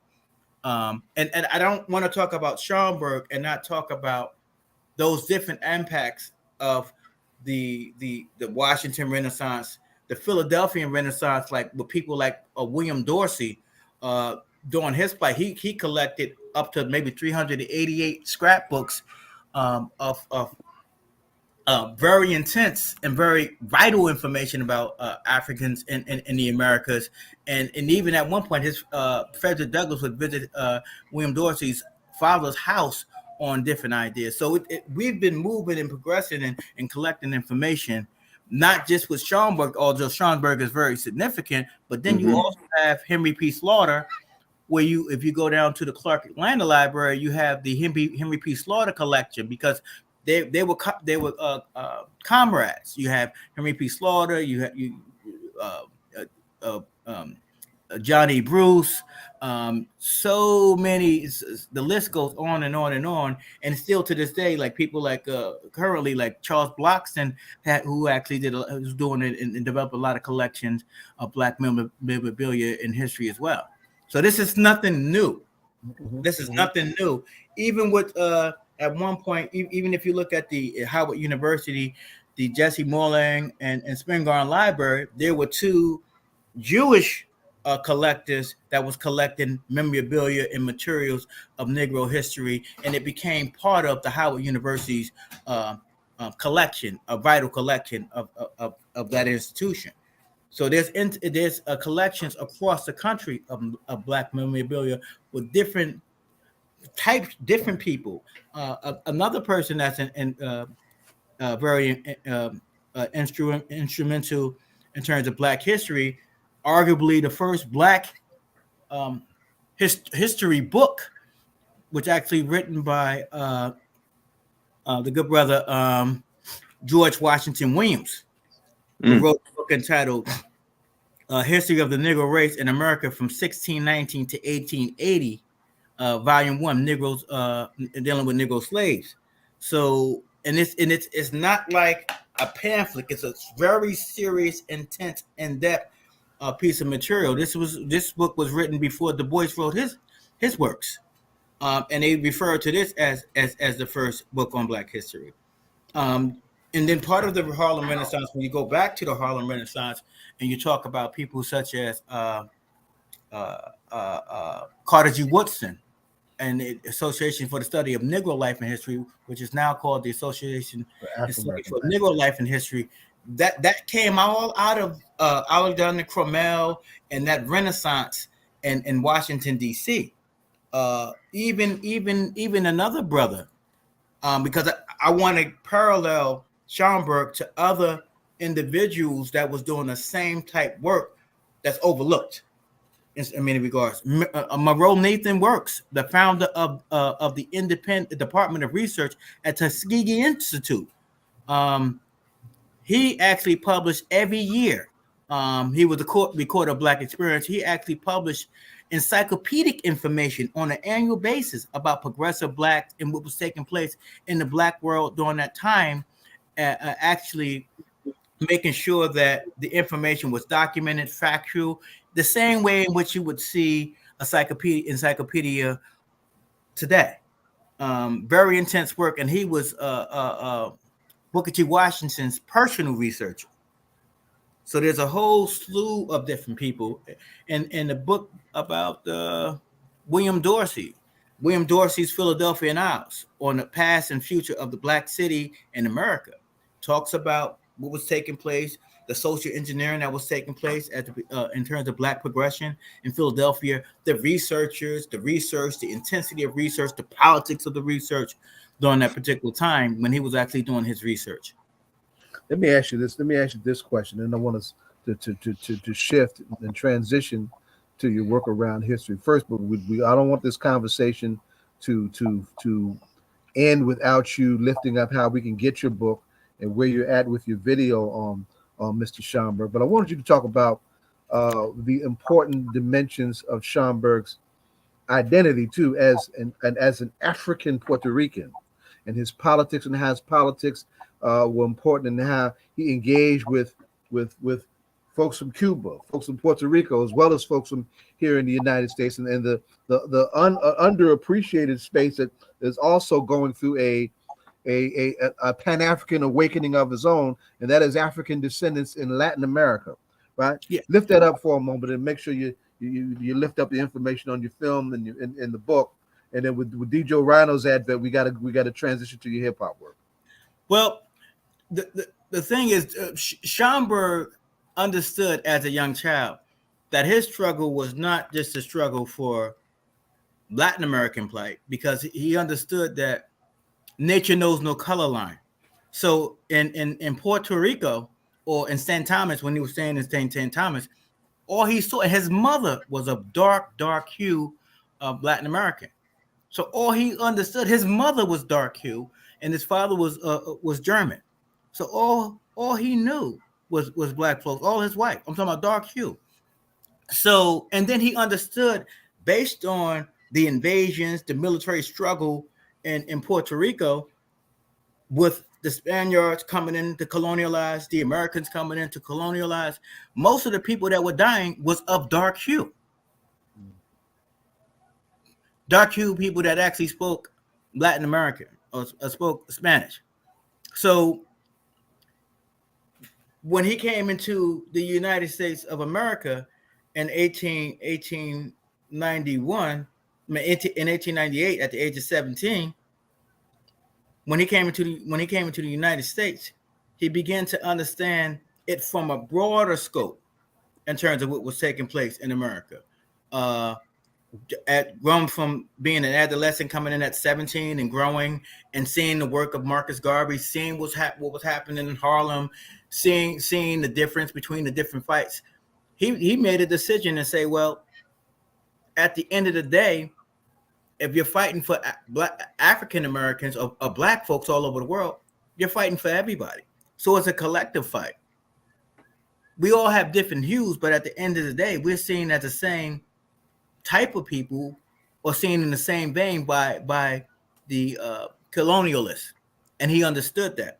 And so once he linked with Johnny Bruce, he made it his plight, after there was some political differences with Lost Talk and Tennis and so on and so on. He made it his plight to fight and document and see what happens is when we go into, if you read Eleanor Desnelli Sinet's book about Schomburg, they were actually taking machetes and arms and actually sending it down to Puerto Rico to assist in armed struggle against the colonialists. So he was up front on the scene with the liberation struggle. But he decided that the fight for blacks throughout the world is a plight and a fight for all people throughout the world from a social engineering point of view, because most of the Latin Americans that he knew and that he grew up with were of dark hue. Excellent. So tell us now about how can we get your book out? You did the book as an e-book. Is it available in print form yet? And what's the latest on your film? Actually, to be honest, I did the book because I wrote the manuscript as part of a project for school, and I felt as if it was great to put it out. And another reason why I put the book out is because being around people like John Henrik Clarke and individuals such as that, and walking and listening to Van Sertima, I thought it was a duty to put the book out. And I found a publisher, and it is out as an ebook at this point now. So it can be purchased from Barnes and Nobles, Apple Books. There's a whole list of different platforms that the book is on. Mm-hmm. So now tell us about the film. What's the latest with the film? The film, good brother Doshon and I are working on a film. We are talking to different scholars that are imbued with the history of Schomburg. We talked to a few people. We put out we finished a film trailer, and we're going to start doing the interview process to finish the actual short documentary on Schomburg, commemorating his life and his legacy. Awesome. And who are you working with to do the film? Actually, I'm working with Brother Doshon, and I have a couple of distribution channels that's interested in publishing it once it's complete. Okay.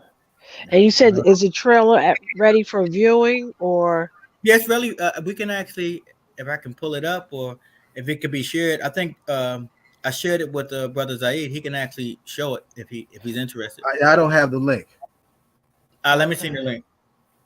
You want me to send you the link? Yes, put the link in the chat. Okay, I'll put the link in the chat. Hey, DJ Rhino. Yeah, and Doshon, you've been quiet. And he just outed you, Doshon, that you working on the project. You ain't said a damn thing. You gotta say something. Brother Zaid, there was nothing else to say there, brother. You know, my ego was pretty much in check regarding things like this. The brother owns the second home. Chairman, do you have any questions about the book or about the trailer or anything that was said? Well, what I want to say is how proud we are of Brother Timur A.E. Davis. That's an inside joke. I understand. And I've seen him develop from a student to a true intellectual now. And he's a father. Are you a grandfather yet? Not yet. Not yet. He's a father and a scholar. And not that he knows of. Right.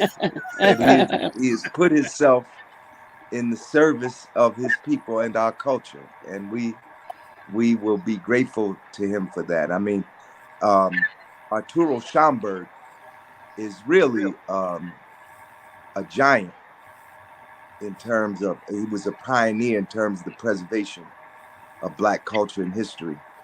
And so you're making a significant contribution with your work on Schomburg. I did not know, I learned something tonight. I did not know that Schomburg aided in the liberation struggle for an independent Puerto Rico. That is correct. I did not know that. You taught me something tonight. It wasn't just about the books. Obviously. And DJ Rhino, any questions? No questions at all. I just want to say peace to both of these brothers, because these are like two of my favorite scholars, man, from my generation out here in Jersey. Doshon, I've seen, me and Doshon have passed across each other's path for years, and me and Timur, we go back in the graffiti days, you know what I'm saying? But he's always had great information. That's what we'll get to. Always dropped knowledge, you know what I'm saying? He always dropped the knowledge and kept everybody tight, you know what I mean, and what they were doing. So, and he's still doing it. He's helping me out right now with some things, and as well as Doshon. Doshon's helping me out with some things. So it's just good to see both of these brothers on here today, man. He's like two now, of my I favorite believe, folks. DJ Rhino, you said that you were up with Timur a couple of weeks ago, and did you talk about his graffiti and his graffiti work? We want to segue to that. Yes, that was the segue. Did you talk about? Did you? Go ahead. Say it again. You talking about Timur's graffiti? Yeah. Did you? Did you talk about that? Yeah. 2 weeks ago. I know I've had the opportunity. Timur has shown me his notebook that he was like, "Oh, you haven't seen anything." Did he bring the notebook out? And he's like, which was really interesting because I guess in some cases when we see graffiti art on the side of a building, on a train, some of it may be freestyle, but it looks like some of it is very detailed plan. And what movie? I think The Get Down, when I was watching that, and they would all share their notebooks and everything. And did you see that movie, The Get Down? Yeah, did y'all see it? And that was a part, like, I think in The Get Down, they gave somebody his book and then he stole a work of art and everything. But it's really something that is a lot of work goes into, it comes from a thought to you putting it on paper and then you putting it on a mural, wherever that mural may be.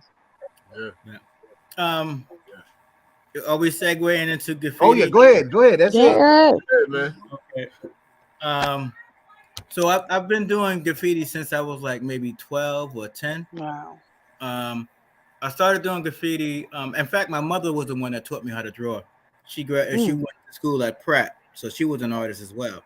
So and I'm originally from Brooklyn.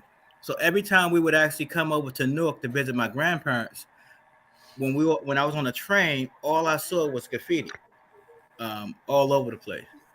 This is like when I was about 2 or 3. So my mother would always draw with us, always draw. She was always interested in art, and thought that it was important, an integral part of my mental development. And I would just draw sometimes just to, deal with bad times or problems and so on and so forth. So that became a very integral part of my life. And when you are in urban areas, if they know that you have some skill sets and you can draw and you can do some lettering, and you get clout in the street, because there's ways that in which you can make money, or you can have people leave you alone. So I was one of those type of guys that was able to maneuver through the artwork, and having mentors that would actually take me down to the Newark Library, and I would do research projects at the age of 12, 13 for people that was working on comic books. Wow. And then a brother by the name of Ernest Walker, a very astute, sharp mentor, about 12, 13 years older than me. He would always take me back and forth to the library. We'd walk from Stratford Place. So, and this is during the crack epidemic and pandemic. So that's what I would do, go back and forth to the library.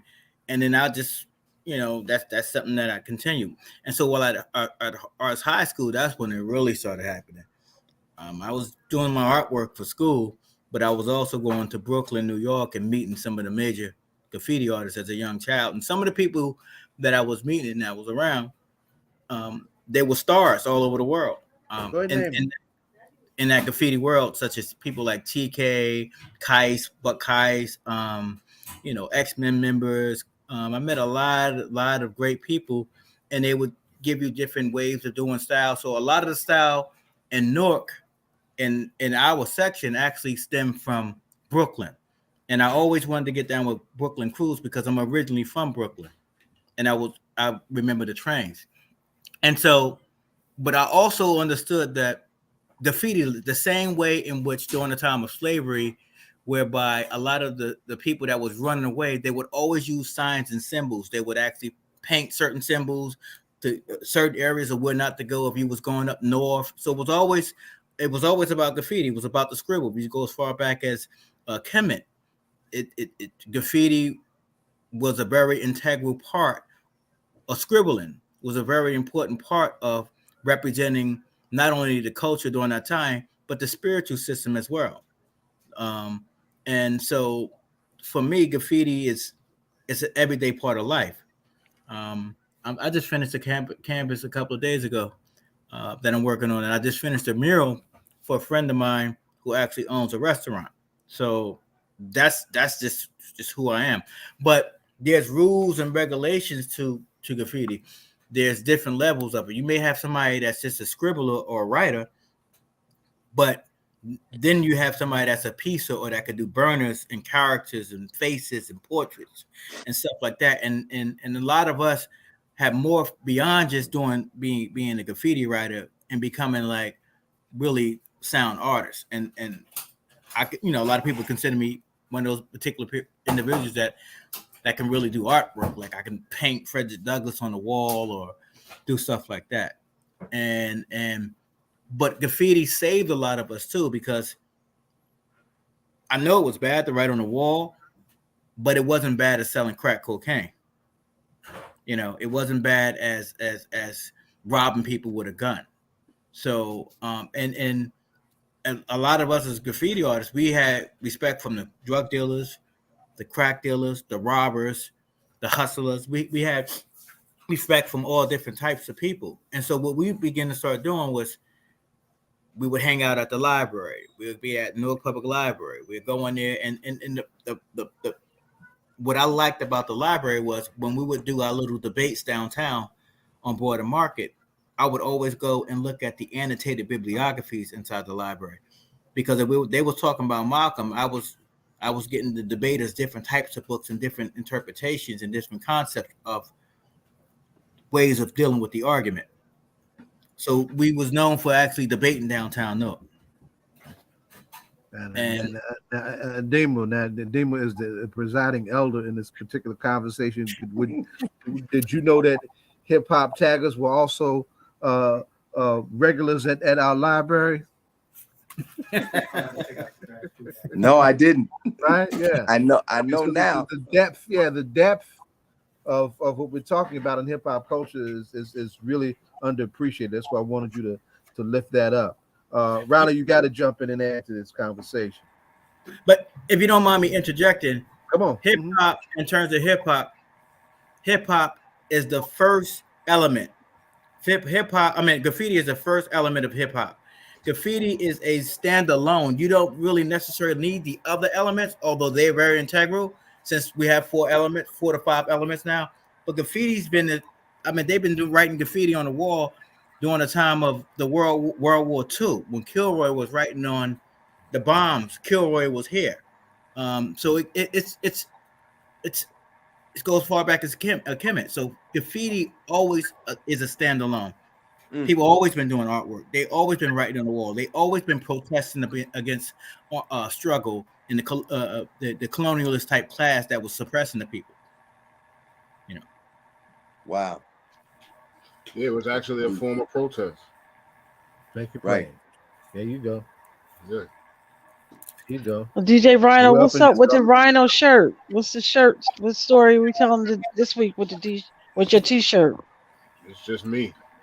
Just Rhino. Okay. No story with the shirt. This is me. Who designed it?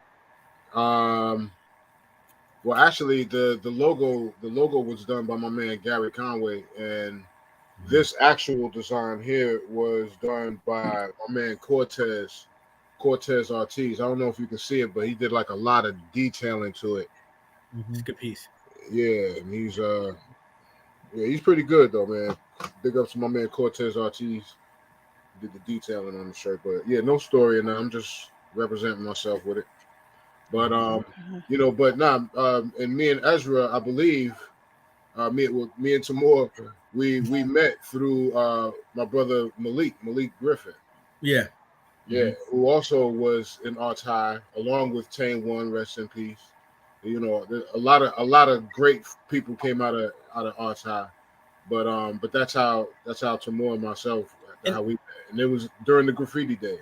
And a lot of the writers that were actually in Arts High School, they started working on major projects with X Clan, doing illustration artwork for X Clan, and so many different artists across the country. So Arts High School produced a lot of prominent people in the art world. They may have started out from graffiti and they still stay true to graffiti, but they was able to develop careers to feed themselves and their families through the artwork. Because it's, I mean, Arts High produced a lot of great people, you know, in a nutshell. And that old man in the top corner named Lawrence Hamm. He can attest. So, and when we were doing the graffiti and the artwork, it's when the music, it was the right time with the right music. Chuck D, X Clan, Brand Nubians. There was a lot of good music that went alongside. So when we would write on the wall, we would write stuff like "No Reeboks," "Brothers Need Support." That's what BNS stands for, brothers and sisters. Post no bills with the pig upside down. Post no bills. So it was even in some of the acronyms of the crews that we were representing, it was subtextual meanings that we would develop. We would come up with 100 different meanings for BNS. And it was part of our daily survival. Because the crack epidemic was there was a lot of anxiety that we faced during the crack epidemic. There was a lot of unassurity because a lot of our friends during that time didn't make it through. They died. They were killed. I can name about 60, 70 people right now that I know that were very talented and smart, and because of some of the choices, wrong place, wrong time, they're no longer with us. But the graffiti actually saved us. You know, because we were going back and forth to Brooklyn and meeting people that was working on prominent projects with Q-Tip and all this other different type of stuff. So it was different. So we would be in those midst with Buster and standing around these people. So we knew that we held each other accountable in terms of being responsible for ourselves and to the word of the crew and what we was actually representing. Timur, is your notebook in hands reach, or it's not in arm's reach? I can actually get it. Just give me 1 second. I gotta come. 1 second yeah. And Rhino, anything as we begin to wind up, is there anything you want to leave us with? Well, I want to say also, you know, we got to talk about Tane One again. Rest in peace to my brother Tane One, because Tane One and the Artifacts were the ones who actually brought the subject of graffiti to the music, to the hip hop music of, you know, what was going on in the culture. You know what I'm saying? They brought that part of the culture to the music. So they were rapping about the graffiti and the stuff that they were doing. You know what I'm saying? Because they lived it. My brother, me and Tame, we went to the yards together back in the day. You know, we saw all of the graffiti movies and went to all of the hip hop shows together. You know what I mean? So Tame was definitely a part of it, and he lived it. And he brought it to your ears. You know, so big ups to my brother Tane One. Also, real quick, you know, we were talking about it being the 50th of hip hop, and I was bringing up the DJs, you know, because it was National DJs Day a few days ago. I also, you know, what I missed out was 2 DJs. I gotta say, Jazzy Jeff, who came in with Fresh Prince, Will Smith. Jazzy Jeff came in, and he was one of the people who, he didn't create the Transformer scratch, but he was the one to bring it to the forefront. The actual creator of the Transformer was DJ Backspin, I believe, from Philadelphia. Then we also heard Tap Money do it. We heard Grand Dragon KD do it. But when Jazzy Jeff did it with Fresh Prince on their second album, the technique, the Transformer scratch technique, took off, and it became, you know, it's still a stamp to this day. And and he's done so much since then, as far as, you know, he's been part of the Fresh Prince show. You know, he's had his own record label and put out his own artists and his own production and stuff like that. He had he was instrumental in helping Jill Scott get on with her first album. Wow. So Jeff's been in the game for a long time, and he's still doing it to this day. He's got his own studio, and he's got people jamming in the studio and recording and creating new stuff, new young musicians and things like that. So Jazzy Jeff is a prominent figure in hip hop as far as being a DJ and producer, and just an artist all the way around. Also, real quick, Kid Capri, we got to shout out Kid Capri, because when we think about Kid Capri was the one who first brought hip hop and R&B together on a mixtape. On the mixtapes, Kid Capri would do something like take a R&B a cappella and put it to a hip hop instrumental, and that's where we get the sounds of like Mary J. Blige and Jodeci and things like that. That's where P. Diddy gets his sound from. That whole sound that Puff Daddy and Andre Harrell, what they brought in when they brought in Bad Boy and the whole Champagne sound, that actually came from Kid Capri and what Kid Capri brought to the mixtape scene. You know what I'm saying? So we got to shout out Kid Capri, who's another one who's still active. You can catch him online on IG or wherever. He's still doing it, still rocking parties all across the globe. Yes, Kid Capri getting it in. He's on Siri. He's really one of the best DJs. Like, just like Dougie Fresh is one of the greatest entertainers. Kid Capri, you got to get Kid Capri as your number one DJ, man. Wherever you are on the planet Earth, man, Kid Capri is gonna rock the party. So big up to Kid Capri. Let's see. We go. There we go. What do we have right there? We can get a close up of that. Wow. It's really Rhino. What's the up? Tech, who's our tech person? We need to get a close up of that. Oh, I'm sorry. There we go. There we go. I love that. Okay. Yeah, I've seen that before. Timur showed me that. I've seen that. Now, what is this, Timur? This is Ezra. As you can see me with the this is the hat I usually wear. Nice cool cap, sheepskin. Shades. It's my name, Ezra. We're in like Ellis Island. If you can see the water in the background, you see my name here. You see my partner named Sire on the train, and you see Taz name on the other Sire Moon. Yeah, and then you see the city line in the background, which represents the Ellis Island part dealing with New Jersey, or and it's in between New Jersey and New York. So we came up with that out there. As you can see, the Statue of Liberty here too. Let me just get it back. There you go. That's beautiful. I wanted to ask. Wow. Rhino, Deshaun, what's going on, brother? Rhino, I have to ask you a question. Now, what you said about Kid Capri, can I ask you a question? Is that during the same time? Can it be argued that Capri had actually created the New Jack Swing sound? Because that sounds like what you described, a hip hop with R&B beats. Yeah. Mm-hmm. Yeah. Exactly. Kid Capri was kind of responsible for that, man, because he was the one that was putting those two things together. They never mentioned him. They only mentioned, Ted Riley. That's why I had to say that. They never mentioned Capri when it comes to that. So that's all like, wait a minute. Yeah, so exactly. So you think of Teddy Riley, you think of Andre Harrell, then you think of Puff Daddy. Mm-hmm.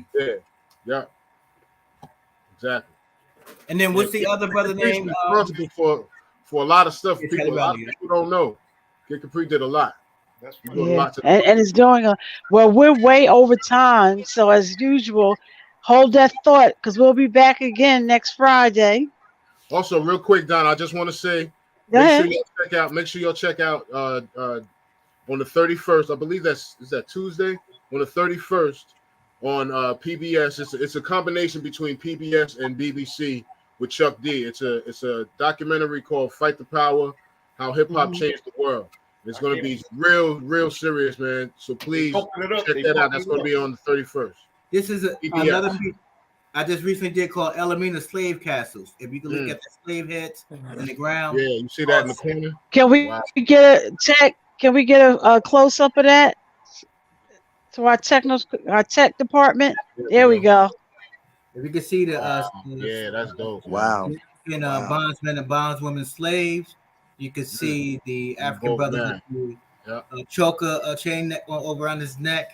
And I put the word same because it's the same thing that happened during that particular time that's still happening today. Wow. Mm-hmm. And this is something else I did called American Assassins. And it's based on the movie American Assassins. Wow, look at that. The characters are deep, man. Mm-hmm. Characters got a lot of detail in it, man.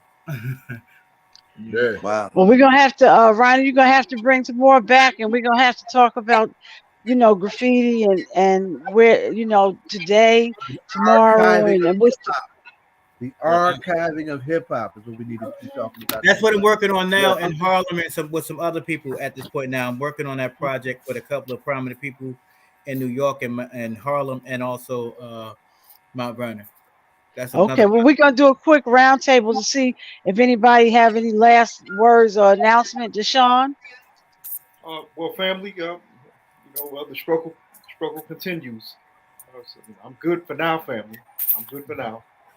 Okay. Protect Black Power. Chairman.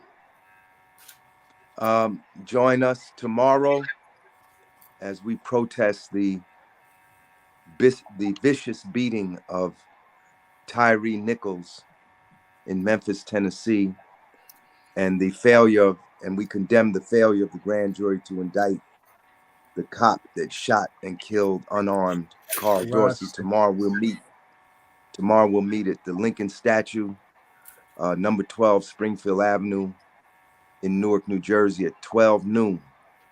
So everybody please come and join us tomorrow at 12 noon. Monday. And yes, on Monday we'll have a press conference about Carl Dorsey. That will be in front of the federal building at 11 a.m. on Monday, January 30th. Yeah, I got it out at already. 11 a.m. Oh, good. And the federal building is 970 Broad Street in Newark. Mm-hmm. Good. Tomorrow, 4 o'clock, the Malcolm X Commemoration Committee will make its Newark debut at the Refile Center with a special showing of the film that was once banned in Newark, Mumia, Long Distance Revolutionary, by Newark filmmaker Steve Vittoria. And Steve is also Mumia's co-author for their 3-volume work that also has to be lifted up. So come to Refile tomorrow and take a good look at Mumia, Long Distance Revolutionary at 4 p.m. And I just want to let everybody know that we finished Brother Hafiz and myself and the team, Foremost Production. We finished the film on Maya Angelou. We got the rights to all the pictures and everything. And that film on Maya Angelou will be coming out as soon as possible. And that's but we've been working on this for the last 4 years. So it's a really, really great film. Hafiz live right around the corner from me. We go back a lot of years. Mm-hmm. DJ Rhino, did you? I wasn't finished here. I go back with him as long as I go back with you, Demon. He's coming out of Mons 25. We got a lot of history together. We got to have you both back for that. I'm glad you lifted that up. I wasn't aware of that. Right on. Okay, let's take it out. DJ Rhino, did you have any? Yeah, tomorrow, 3 p.m., twitch.tv/RhinoCMZ for the Saturday Shake Up with CMZ at 3. I'm going to be getting on tomorrow. Also, tomorrow, I want to say happy born to my wife, Dahumeen. Happy birthday.